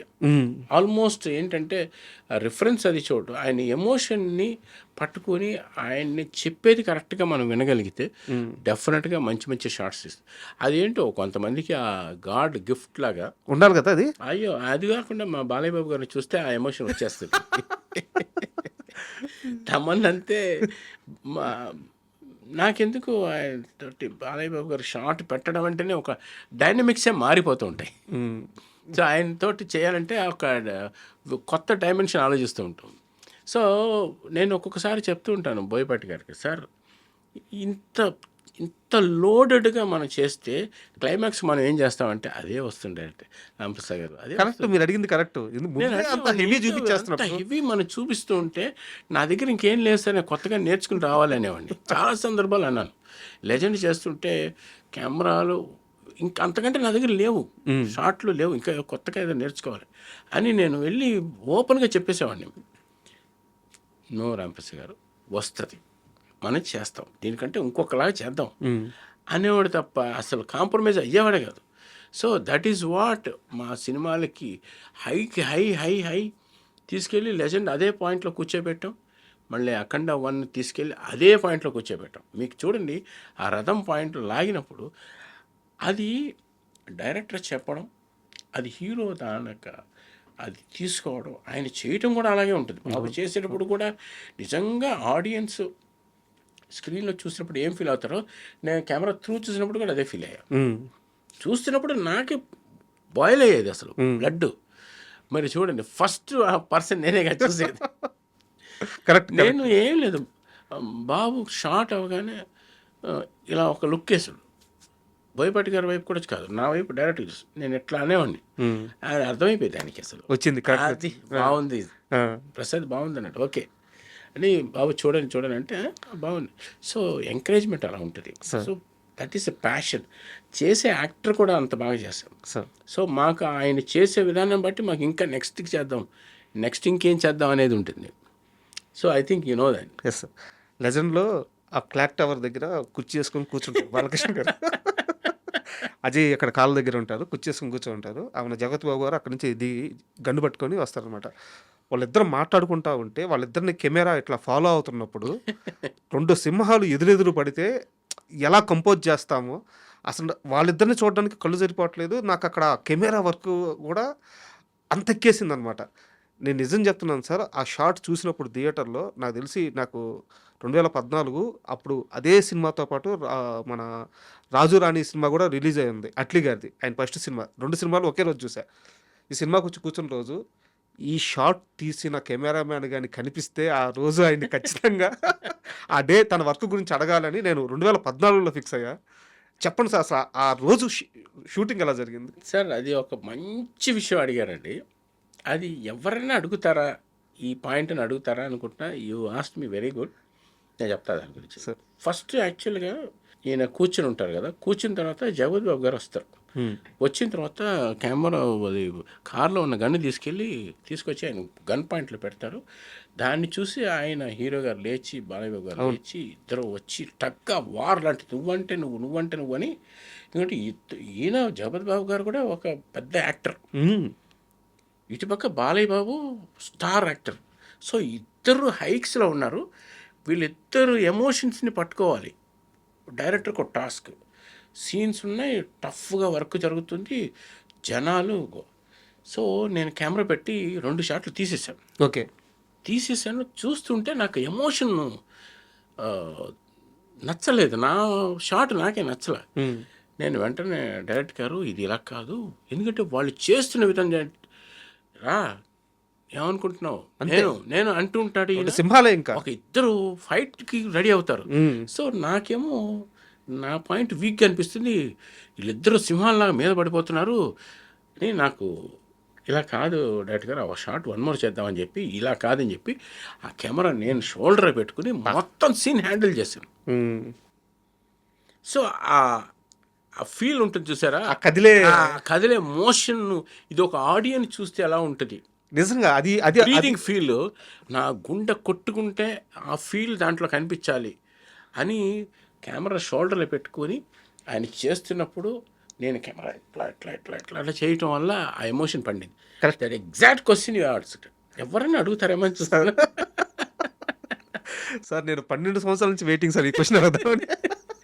Thanks asking that's beautiful question. Sir, Srinu Vaitla గారితో మీరు ముందు మనం మాట్లాడుకున్నట్టు నీకోసం సినిమా చేశారు. అంత జర్నీ తర్వాత దూకుడు సినిమాలో ఓన్లీ ఇంటర్వెల్ షాట్ ఒక్కటే మీరు ఎందుకు తీయాల్సి వచ్చింది? ఎవరి కోసం తీశారు? ఎందుకు ఒప్పుకున్నారు? దూకుడు సినిమాకి ఇంటర్వల్ బ్లాక్ నన్ను చేయమన్నారు. యాక్చువల్గా కెమెరామెన్కి ఆయనకి ఏదో చిన్న ఇష్యూ వచ్చినట్టుంది. అది నాకు పూర్తిగా తెలియదు. నన్ను పిలిచినప్పుడు నేను వెళ్ళి వర్క్ చేశాను. ఆ నీకోసం ఎంత కష్టపడ్డారో ఇప్పుడు మనం మాట్లాడుకున్నాం. చాలా ఓకే. అద్భుతంగా ఉంది ఆ జర్నీ. ఓకే. అంత జరిగిన తర్వాత శ్రీనువైట్ల గారి నుంచి మళ్ళీ ఏ సినిమా కాల్ గాని మీరు అసోసియేషన్ అవ్వకుండా యాక్చువల్గా దూకుడుది నన్ను అడిగారు. ఏదో ఒక్క సినిమాకి నన్ను అడిగారు. ఆ సినిమాకి నాకేదో కొంచెం టైం కుదరక, లేకపోతే రెమ్యునరేషన్స్ ఏదో కొంచెం డిఫరెన్స్ వచ్చింది. ఆ, సో అంతే తప్ప వేరే లేదు. ఇవన్నీ రికార్డ్ చేసింది. సో అంతే, వేరేం లేదు. మా ఇద్దరికి ఇప్పుడు మంచి. తర్వాత ఆగడు కూడా చేశాను. సార్ మన అఖండ 2 చేసిన ప్రొడ్యూసర్స్ది. ఉమ్, ఆగడు క్లైమాక్స్ కూడా చేశాను. తర్వాత దూకుడు ఇంటర్వల్ బ్లాక్ చేశాను. సార్ అద్భుతంగా ఉంటుంది సార్. బ్యూటిఫుల్ మంచి. దానికి మహేష్ బాబు గారే ఫోన్ చేసి చాలా బాగుంది రాంప్రసాద్ అని. ఉమ్. ఇది ఒక ఏంటంటే ఒక హాలీవుడ్ అక్కడ నిచ్చెన మీద నుంచి రావడం కానీ అదంతా ఫైట్ ఎక్కడ ఆగదు, అది పరిగెడతా ఉంటుంది. Yeah fight design like that. Sir ఇది కెమెరామెన్ అంటే నిజంగా మన సైడ్ ఏదో మనం చెప్పడం కాదు, కానీ designed is like Hollywood star. ఇప్పుడు మహేష్ బాబు నేను బిగినింగ్ నుంచి నాకు ఇష్టమైన యాక్టర్. సార్ అంటే such a wonderful passion. Mahesh Babu కానీ, లేకపోతే బన్నీ కానీ, సార్ లేకపోతే రామ్ చరణ్ కానీ, ఇప్పుడున్న యాక్టర్స్ అందరూ ప్యాషనెట్. వాళ్ళు చేయాలనే తపన ఎక్కువ ఉన్న హీరోస్. సో డెఫినెట్గా డిజైన్డ్. దాంట్లో మహేష్ బాబు కూడా it's very very very very qualified heroes. ఒక మనిషి. సార్ ఇది నేను అజంప్షన్ చేసుకొని అడుగుతున్న క్వశ్చన్. కరెక్ట్ అయితే కరెక్ట్ అండి, దాన్ని కొంచెం సమాధానం చెప్పండి. రాంగ్ అయితే వదిలేద్దాము. మీరు ముందు చెప్పినట్టు కృష్ణ గారి కుటుంబంలో మనిషిగానే పెరిగారు మీరంతా కూడా. ఎస్. సో నాకు తెలిసి చిన్నప్పటి నుంచి మహేష్ బాబుతో మీకు ఒక అసోసియేషన్ ఉండి ఉండొచ్చు. సో ఆ చిన్నతనంలో జరిగిన ఏదన్నా చిన్న ఇన్సిడెంట్ మహేష్ బాబు గారితో మీకు గుర్తుండిపోయేది ఏమన్నా ఉందా? నేను ఒక అసిస్టెంట్ డైరెక్టర్ కలిసి కృష్ణ గారు షూటింగ్ జరుగుతుంటే ఎక్కడో చెన్నైలో టీవీఎస్ 50 మీద వెళ్ళాం. సార్ నేనెంత సెన్స్లెస్ చూడండి. నాకు ఒక అసిస్టెంట్ డైరెక్టర్ వచ్చి మహేష్ బాబు హీరోగా పెట్టి సినిమా తీసేద్దాం అంటే, సరే వెళ్తే అడుగుదాం. ఎందుకంటే అంకులే కదా, నాకు తెలుసు కదా, పరిచయం కదా. కృష్ణ గారి దగ్గరికి డైరెక్ట్గా టీవీఎస్ 50 వేసుకుని వెళ్ళిపోయాం. దానికి ఎవరు అసిస్టెంట్ డైరెక్టర్ పేరు కూడా గుర్తులేదు. ఇతను పెద్ద అసోసియేట్ డైరెక్టర్ ఇప్పుడు. తీసుకుని డైరెక్ట్గా వెళ్ళిపోయి ఎక్కడో 20 కిలోమీటర్స్ 25 కిలోమీటర్స్, అప్పట్లో 20 కిలోమీటర్స్ వెళ్ళడం అంటే పెద్ద మ్యాప్. అవును అవును అవును. వెళ్ళిపోతే మా నాన్నగారు కూర్చున్నారు. సార్ ఇదేంటా నువ్వు వచ్చేవేంటి అన్నాడు. ఇంత దూరం వచ్చేవేంటి? లేదా నా ఫ్రెండ్ అసిస్టెంట్ డైరెక్టర్ అని చెప్పి వెళ్ళి ఎవరితో ఏంటి అంటే కృష్ణ గారితో మాట్లాడాలంటే, ఆయన ఏదో అనుకున్నారు. సరే వెళ్ళి మాట్లాడాను. ఏమైనా అట్లా వచ్చావు అన్నాడు. లేదు అంకుల్, మహేష్ బాబుతో హీరోగా పెట్టి సినిమా తీయాలని నా ఫ్రెండ్ వచ్చాడని. ఆయన చిన్నగా నవ్వి, చదువుకుంటున్నాడయ్యా, చిన్నపిల్లడయ్యా. అదొక అంటే ఇట్స్ వెరీ క్యూట్ మూమెంట్స్. అంటే అమాయకత్వమా లేకపోతే తెలియనితనమా అనేది దానికి పేరు లేదు ఇంకా అలాంటి విషయాలన్నీ. So that was a nice memory in my mind. తర్వాత అదే మహేష్ బాబు గారితో మురారి చేయటం. అవునవును. అదే life, that is life. And ఇప్పుడు అదే మహేష్ బాబు గారు మీరు పనిచేసిన ఒక సినిమా చేసిన అద్భుతమైన సినిమా చేశారు రాజమౌళి గారితో, మర్యాద రామన్న. వారిద్దరూ కలిసి ఇప్పుడు ఒక పాన్ ఇండియాని షేక్ చేసే ఒక సినిమా రెడీ చేస్తున్నారు. సో ఆ కాంబినేషన్ ఎలా ఉండబోతుంది? డెఫినెట్గా నో డౌట్ ఎక్స్ట్రాడినరీగా ఉంటుంది. ఎందుకంటే it's a wonderful director. Sir మనం గర్వపడదగ్గ డెఫినెట్లీ ఒక డైరెక్టర్ రాజమౌళి గారు. ఎందుకంటే నేను పర్సనల్గా ఆయనతో వర్క్ చేశాను, మర్యాద Ramanna. I'm really proud to worked with him యాక్చువల్గా. అండ్ డ్రాస్టిక్ ఈ built his career like anything. ఒక మనిషి ప్యాషన్గా ఎలా ఉండాలనేది అతన్ని చూసి నేర్చుకోవాల్సిన సందర్భం అది. నేను జనరల్గా ఒప్పుకోను. నాకు కొంచెం మనం బాగా చేస్తాం కదా అన్నది స్టాంప్ పేరు రెడీ ముందుగానే చాలా కష్టం అలాంటిది. సో రియల్గా మంచి director, is very good director. అలాగే passionate hero Mahesh Babu. Sir వాళ్ళ కాంబినేషన్ 100% మనం ఎక్స్పెక్ట్ చేయొచ్చు. అలాగే వస్తోంది అని నేను కూడా విన్నాను. ఎందుకంటే మన కొలీగ్స్, ఫ్రెండ్స్, నా దగ్గర పనిచేసిన కొంతమంది ఆ సినిమాకి పనిచేస్తున్నారు. ఓకే. సో వాళ్ళందరూ చెప్పాల్సిన అవసరం లేదండి. ఎందుకంటే ఇట్స్ ప్రూవ్డ్. డెఫినెట్గా క్వాలిటీ వచ్చే తీరుతుంది. క్వాలిటీ రాకపోతే వాళ్ళు వదలరు. బాబు ఫ్యాన్స్కి పండగ లాంటి వార్త చెప్పారు. డెఫినెట్గా it's going to be biggest highly qualified film అవుతుందని నా ఎక్స్పెక్టేషన్. సార్ అంటే నా మాట ఎప్పుడు తప్పింది లేదని నేను అనుకుంటున్నాను అంతే. తదాస్తు సార్. Yeah. అంటే రాజమౌళి గారితో పనిచేశారు కదా సార్, Yeah. అదే మనం ఇందాక కృష్ణవంశీ గారితో మాట్లాడుకున్నాం కదా, అట్లా ఒక పిచ్చి ఉంటుంది సినిమా అంటే, అది ఇంకా పిచ్చే, దానికి వేరే పేరు లేదు. అలాంటి పీక్స్ మూమెంట్, అమ్మా ఏంది ఈ పని రాక్షసుడు అని మీకు మర్యాద రామంలో అనిపించిన షాట్ ఏదన్నా? ఎస్ అండి, every shot is passionate director. ఇంకా దాంట్లో నేను కొత్తగా చెప్పాల్సిన అవసరం లేదు. మీ ఎక్స్పీరియన్స్ ఎక్స్పీరియన్స్లో నేను చూశాను, కృష్ణవంశీ గారిని ఎలా చూశానో అంతకంటే మోడర్న్గా, సార్ మోడర్న్ అయిన కృష్ణవంశీ లేకపోతే మోడర్న్గా ఉండి ఒక ప్యాషనెట్ డైరెక్టర్ ఎలా ఉంటారంటే, అసలు నాలెడ్జ్ ఉంది సార్. సీజీస్ మీద కానీ, ఒక కెమెరా యాంగిల్స్లో కానీ, ఒక కథలో కానీ, అసలు ఎలా డ్రైవ్ చేయాలి, ఎలా ఆపరేట్ చేయాలి, ఆడియన్స్ పల్స్ ఎలా పట్టుకునే టెక్నిక్ బాగా గట్టిగా అతనికి గాడ్ ఇచ్చిన గిఫ్ట్ ఆయనకి. అలాంటి సందర్భాల్లో నేను ప్రతి అణువు చూశాను ఆయన్ని. Sir I know every prick of the point. Rajamouli గారిని క్లోజ్డ్గా నేను వర్క్ చేశాను. I'm really happy to say that is very very passionate director. మర్యాద రామన్న మొత్తం మీద మీకు ఛాలెంజింగ్ అనిపించిన షాట్ కానీ, ఫ్రేమింగ్ కానీ, బ్లాక్ కానీ ఏదన్నా ఒక ఆ రోజు ఇన్సిడెంట్ గుర్తుందా? అలాంటి చాలా షార్ట్స్ అండి. ఫర్ ఎగ్జాంపుల్ చెప్పాలంటే, ఒక ఫస్ట్ టైం హీరో గుమ్మం దాటి బయటకు వచ్చే షాట్ ఒకటి ఉంది. సార్ మార్నింగ్ 7 o'clockకి షాట్ పెట్టాం. It's very simple neat shot. అందుట్లో నా ఫ్రేమింగ్ అంటే రాజమౌళి గారికి బాగా ఇష్టం. కంపోజ్ చేస్తే short composition very important. Cinematography is nothing but compositions. Sir ఒక ఫ్రేమ్ కంపోజ్ చేయడంలోనే ఉంటుంది. సో ఆ కంపోజిషన్ ఆయనకి ఇష్టం. నేను కెమెరా లో యాంగిల్లో పెట్టేశాం. సింపుల్ షాట్ రావటం.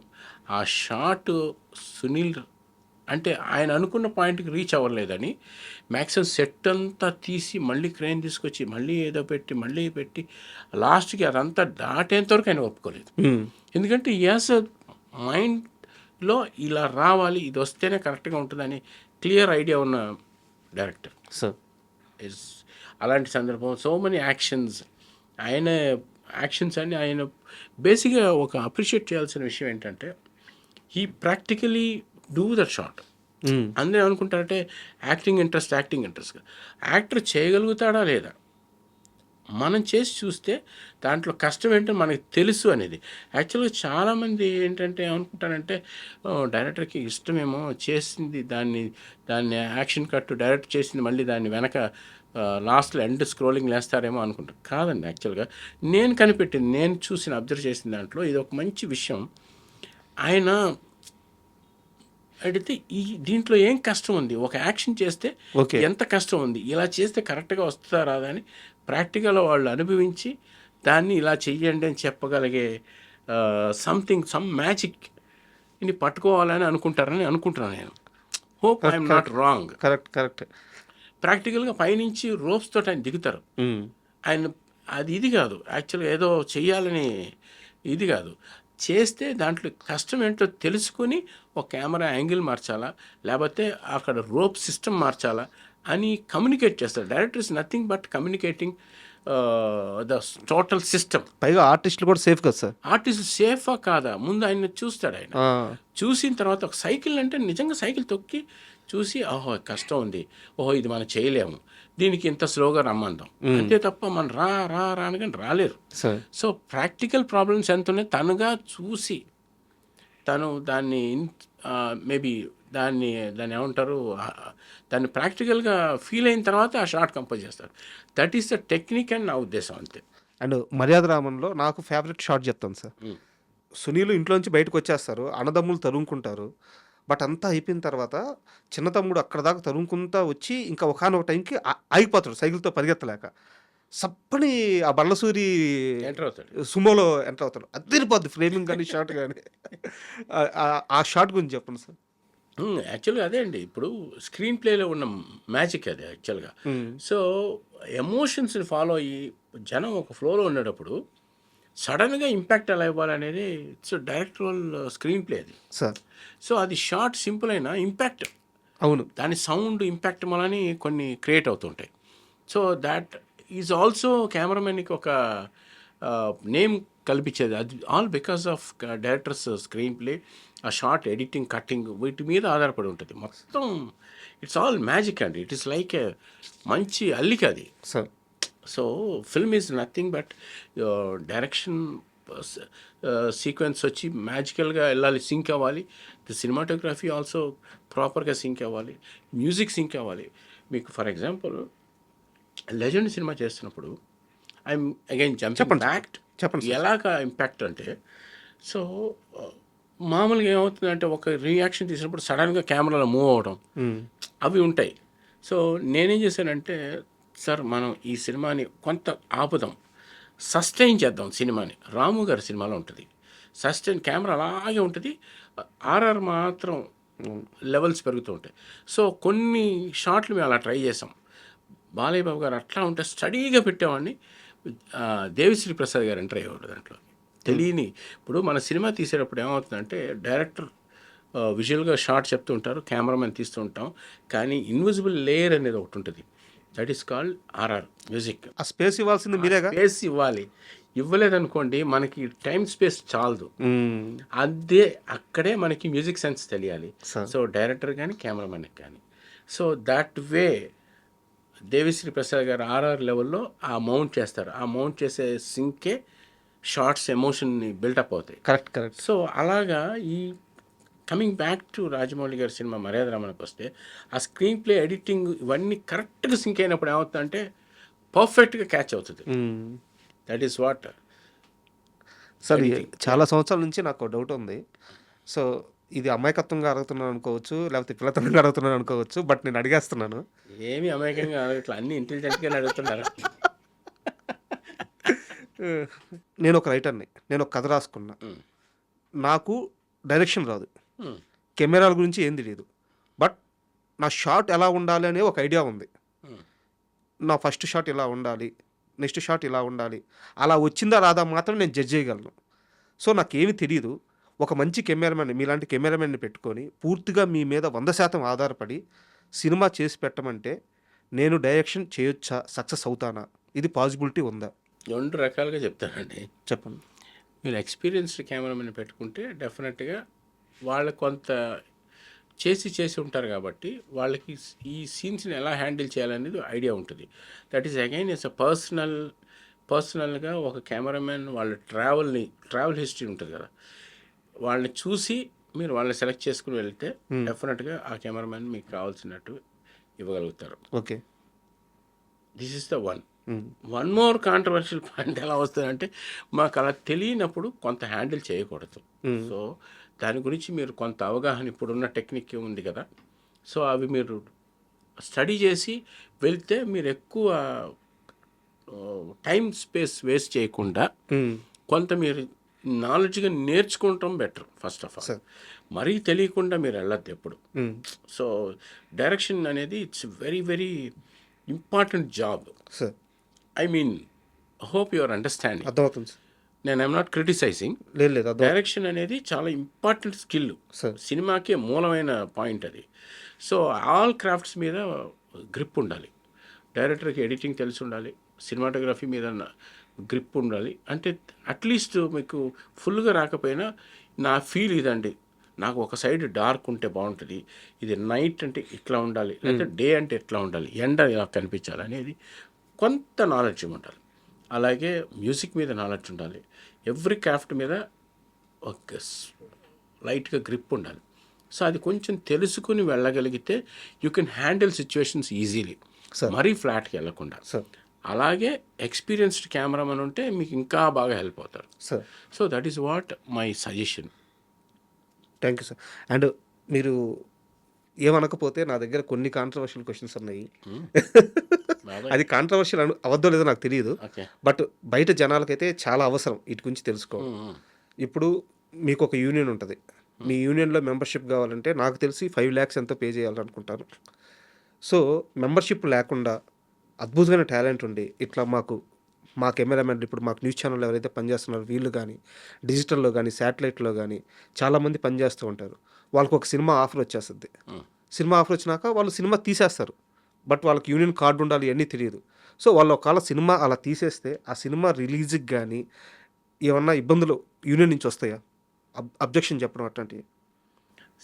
యూనియన్ ఉన్నది ఏంటంటే అండి, యాక్చువల్గా మీకు మనకి మనకి ఫాదర్ లాగా, సార్ మనకి ఒక పెద్ద మనిషి లాగా. సో మనకి ఏదైనా ప్రాబ్లమ్స్ ఉంటే వాళ్ళకి చెప్పుకోవడానికి ఒక యూనియన్. సో అలా యూనియన్ రన్ చేయాలంటే వాళ్ళ అసోసియేషన్కి మనం ఏదైనా ఫండ్ అనేది ఉండాలి. Sir that is why they collect. మీరు చెప్పిన అమౌంట్ ఉంది కదా, I think it's not 5 lakhs, చాలా తక్కువ అనుకుంటున్నాను. ఓకే సారీ నాకు మేబీ ఎక్కువ ఉండొచ్చేమో మీరు చెప్పిన దాని ప్రకారం. నాకు ఫిగర్ అనేది తెలియదు, కానీ ఆ అసోసియేషన్ రన్ చేయాలంటే వాళ్ళకి ఒక ఫండ్ ఉండాలి. అందుకనే మీ దగ్గర కెమెరామెన్ అయితే 1,50,000 మీరు చెప్పిన ఫిగర్ ఏదో అడుగుతారు. సో దాన్ని బట్టి రన్ అవుతుంది. ఇప్పుడు మీకు అంత స్కిల్ ఉన్నప్పుడు మీరు ఏదైనా చేసినప్పుడు ఎవరో ఒకళ్ళు కావాలి కదా మీకు. సార్ ఇప్పుడు మనకి ఏదైనా ప్రాబ్లం వస్తే ఎక్కడికి వెళ్తాం? ఇంట్లో అయితే నాన్న దగ్గరికి వెళ్తాం, బయట ప్రాబ్లం అయితే ఎక్కడికో చోటుకి వెళ్తాం.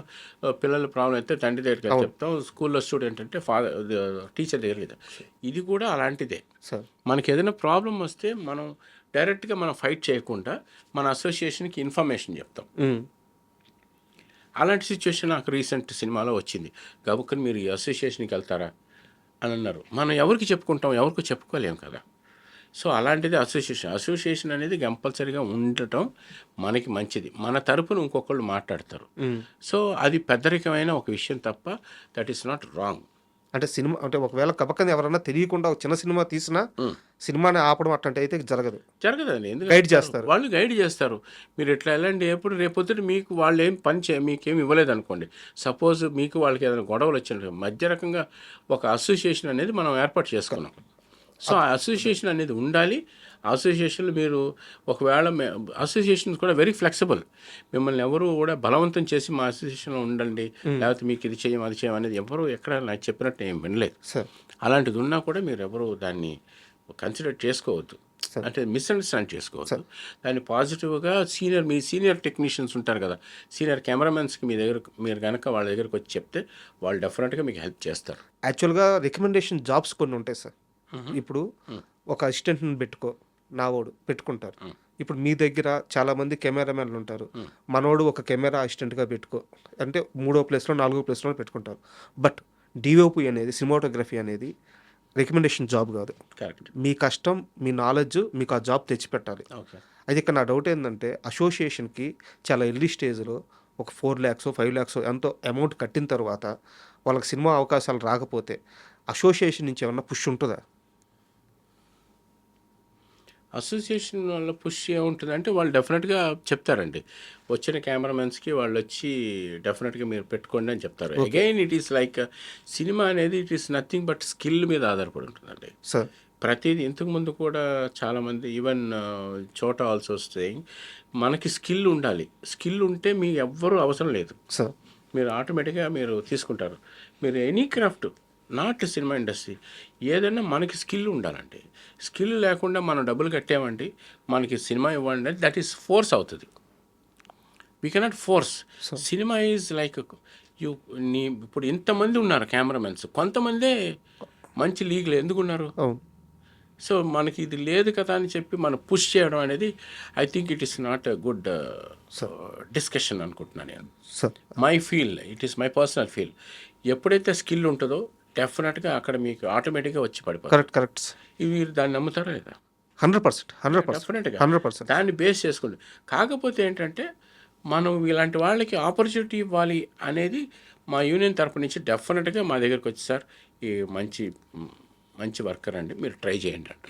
సో మనం కూడా పాజిటివ్గా తీసుకుని why not we try like this అని మీరు తీసుకుని కొంత జర్నీ చేసిన తర్వాత మనం చూసుకోవడమే. బాగా చేస్తున్నాడు అంటే డెఫినెట్గా వీ కెన్ కంటిన్యూ. అలాగే డెఫినెట్గా మనకి ఎవరు కూడా బిగినింగ్ నుంచి ఎవరు తెలియదు కదా. నా దగ్గర ఉన్న పని చేసే వాళ్ళు కూడా వాళ్ళు బాగా చేస్తారో లేదు తెలియదు. నేను కొంత జర్నీ చేసిన తర్వాత కొంతమందిని పక్కన పెట్టేస్తుంటాం. నా దగ్గర బాగా పనిచేస్తాడు, డెఫినెట్గా బాగా పనిచేస్తాడు, ఏదో ఒక రోజు రిజిస్టర్ అవుతాడు, డెఫినెట్గా రిజిస్టర్ అవుతాడు. అర్థమవుతుంది. So it is cinema is nothing but your skill. మీకు స్కిల్ ఉంటేనే మనం పైకి ఎదుగుతాం డెఫినెట్గా. అది ఎప్పుడు ఉంటుంది.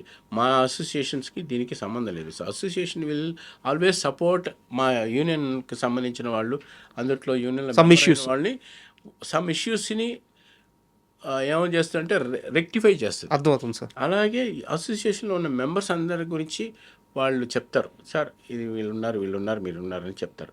సో మనం అందుట్లో స్కిల్డ్ పీపులే మనం తీసుకుంటాం. అర్థమవుతుంది సార్, కరెక్ట్. అండ్ ఇంకో డౌట్ ఏంటంటే సార్, ఇప్పుడు ఇంతమంది స్టార్ హీరోలను హ్యాండిల్ చేశారు మీరు. మామూలుగా ఆర్టిస్ట్కి కెమెరాని ఫేవర్ చేసుకోవడం అనేది ఒక గుణం ఉంటుంది. కొంతమంది ఇట్టే పట్టేస్తారు, కెమెరా రాగానే వాళ్ళ స్టైల్ ఏంది దానికి తగ్గట్టు ఫేవర్ ఇచ్చేస్తారు అనమాట. ఓకే. అలా తెలుగులో మీరు పనిచేసిన హీరోల్లో కెమెరాకి అద్భుతంగా ఆ ఫేవర్ చేసుకోగల కెపాసిటీ, ఆ నాలెడ్జ్ ఉన్న హీరో అంటే ఎవరి పేరు చెప్తారు? బాలయ్యబాబు గారి పేరు చెప్తాను. అవునా? ఎందుకంటే నేను ఎక్కువ బాలయ్యబాబు గారు, నేను వన్ సైడ్గా మాట్లాడలేదు. సార్. సో నేను ఎక్కువ బాలయ్యబాబు గారి సినిమా చూశాను కాబట్టి నాకు బాగా తెలిసి ఏంటంటే ఈజ్ అ కెమెరామెన్స్ యాక్టర్. బా, great word sir. Is a cameramens actor 100%. ఎందుకంటే ఆయన యాక్టింగ్ డిస్టర్బ్ అయినా పర్లేదు, నేను కెమెరాకి పర్ఫెక్ట్గా రావాలనుకుంటారు. సో ఈ విల్ సాక్రిఫైస్. నేనంటాను, బాబు మీరు ఎక్కడికైనా రండి నేను పట్టుకుంటాను. మా ఇద్దరి యొక్క సింక్ అదే. ఆయన ఎక్కడున్నా నేను పట్టుకోవాలనుకుంటా. ఆయన నన్ను మిస్ అవ్వకుండా ఆయన రావాలని అనుకుంటాను. మా ఇద్దరికి ఉన్న అండర్స్టాండింగ్ అడిగారు కదా ఇందాక, మా ఇద్దరికి ఉన్న అండర్స్టాండింగ్ అదే. ఇప్పుడు వచ్చింది నానే ఆన్సర్. సో మా ఇద్దరికి ఇన్విజిబుల్ సింక్ ఒకటి ఉంది. ఆ సింక్ వల్ల మేము ఇద్దరం అంత ట్రావెల్ అయ్యాం. సో తెలియకుండానే ఆయన అంటే నాకు పిచ్చిగా ఇష్టం, అలాగే ఆయనకి నేనంటే ఇష్టం. So that is what maybe భగవంతుడు ఎక్కడో రాసి. అండ్ నాకు తెలిసి లాస్ట్ క్వశ్చన్ సార్, బట్ మీరు సమాధానం చెప్పరేమో అనిపిస్తుంది. మేబీ డైరెక్టర్ సురేందర్ రెడ్డి గారితో మీకు ఏమన్నా ఇష్యూస్ ఉన్నాయా? ఏమీ లేవండి. నిజంగా లేవా? ఎస్, నిజంగా ఏం లేవు. ఎందుకుంటాయి? ఏమన్నా ఉన్నాయో చెప్పండి, నాకు నేను తెలుసుకుంటాను. సురేందర్ రెడ్డి గారి ఫస్ట్ మూవీ మీరే కదా చేసింది? ఎస్. తర్వాత ఎందుకు చేయలేదనా సార్? అంటే మిగతా అందరిది ఓకే కాదు, వినయ్ గారితో కూడా చేయలేదు కదా. మిగతా అందరిది ఓకే, వినయ్ గారితో కూడా చేయలేదు కదా. బట్ సురేందర్ రెడ్డి గారి విషయంలో సంథింగ్ జరిగింది అని చెప్పి అని అన్నీ ఏమండి చేయండి, ఫోన్ ఇప్పుడు నేను అడుగుతా, ఏముంది నీకు నాకు ప్రాబ్లం ఏంటండి లేదా? So is such a wonderful person. యాక్చువల్గా ఊసులు వెళ్ళి సాంగ్ తీశాను కదా ఆయనతోటి. సో ఎక్కడో కుదరలేదు. యాక్చువల్గా కిక్ 1 ఉంది కదా, యాక్చువల్గా నేను చేయాల్సిన సినిమా అది. తర్వాత రసూల్ చేశాడు. యాక్చువల్గా నేను అడ్వాన్స్ కూడా తీసుకున్నాను దానికి. 5 lakhs నాకు అడ్వాన్స్ ఇచ్చారు. మళ్ళీ నేను చేయలేని వెనక్కి ఇచ్చేసాను. సో సురేందర్ రెడ్డి నాకు వచ్చి ఇచ్చాడు. సో మా ఇద్దరికి అదేం లేదు. యాక్చువల్గా తర్వాత ఒక సినిమా రీసెంట్గా ఒక సురేందర్ రెడ్డి సినిమా చేశాడు కదండి, ఏం పిక్చరు, అఖిల్తో సినిమా అనుకుంటా. అఖిల్తో సినిమా నాకు ఫోన్ చేశాడు తను. చేసి రాంప్రసాద్ చెప్పాను. సో మళ్ళీ ఏమవుతుందంటే, ఏమండి always they go with a choice.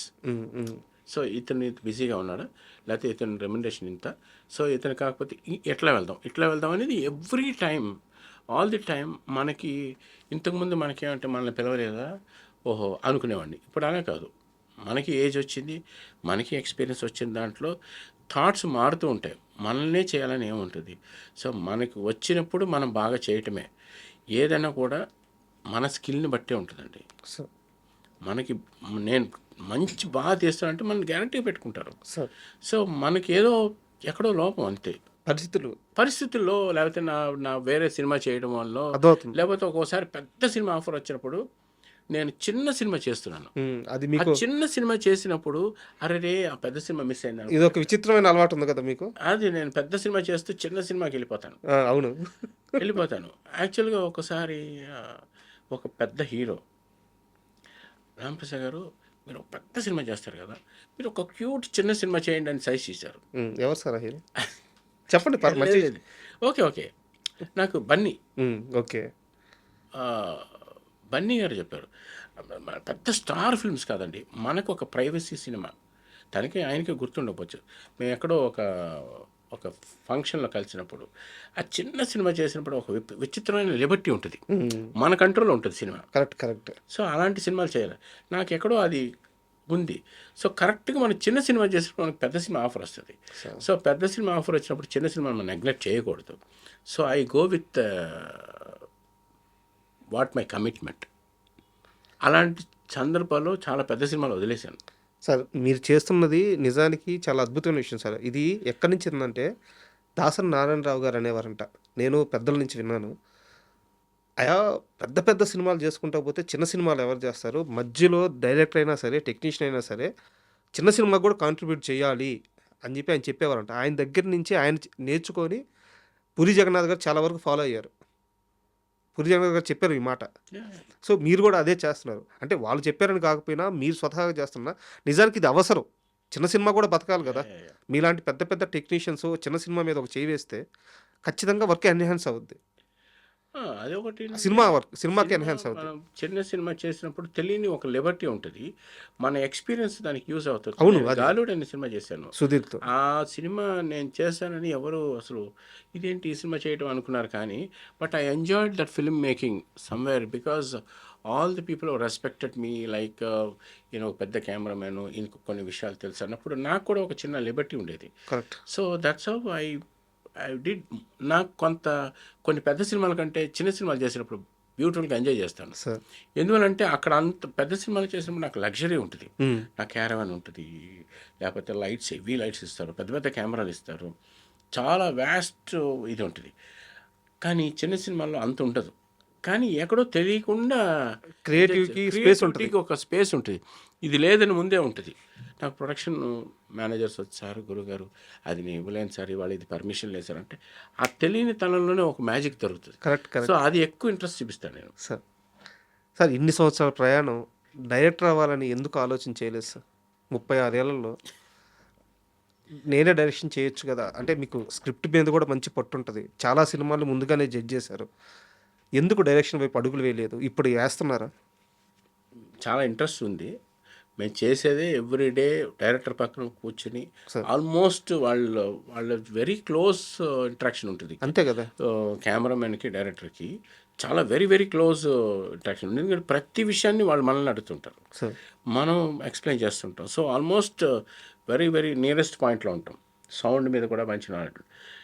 చాలామంది అడిగారు. డెఫినెట్గా ఐఎమ్ ట్రయింగ్ అండ్ ఒక స్క్రిప్ట్ రెడీ అవుతుంది. సూపర్. మేబీ చేస్తే తొందరలో చేయొచ్చు. సో నాకు కొన్ని కమిట్మెంట్స్ ఉన్నాయి, అవి ఫినిష్ అయిన తర్వాత చేయాలనుకుంటాం. దట్ విల్ బీ యూఎస్లో ఉంటుంది షూటింగ్. ఇంకా స్క్రిప్ట్ రెడీ అవుతుంది, సూపర్. తొందరలో చెప్తా. Super. All the best sir. Thank and మీలాంటి గొప్ప వ్యక్తులు అంటే 36 సంవత్సరాలు ఒక ఇండస్ట్రీలో ఇంత ప్రయాణం చేసి, ఇన్ని అద్భుతమైన సినిమాలు చేసి, ఇంతమంది పెద్దవాళ్ళతో ఒక ప్రయాణం ఉండి, ఈరోజు మీరు పంచుకున్న మూమెంట్స్ నాకు లైఫ్ లాంగ్ గుర్తుంటాయి సార్. చాలా అదృష్టంగా భావిస్తున్నాను ఇంటర్వ్యూ చేయడం. Thank you very much. Thank you.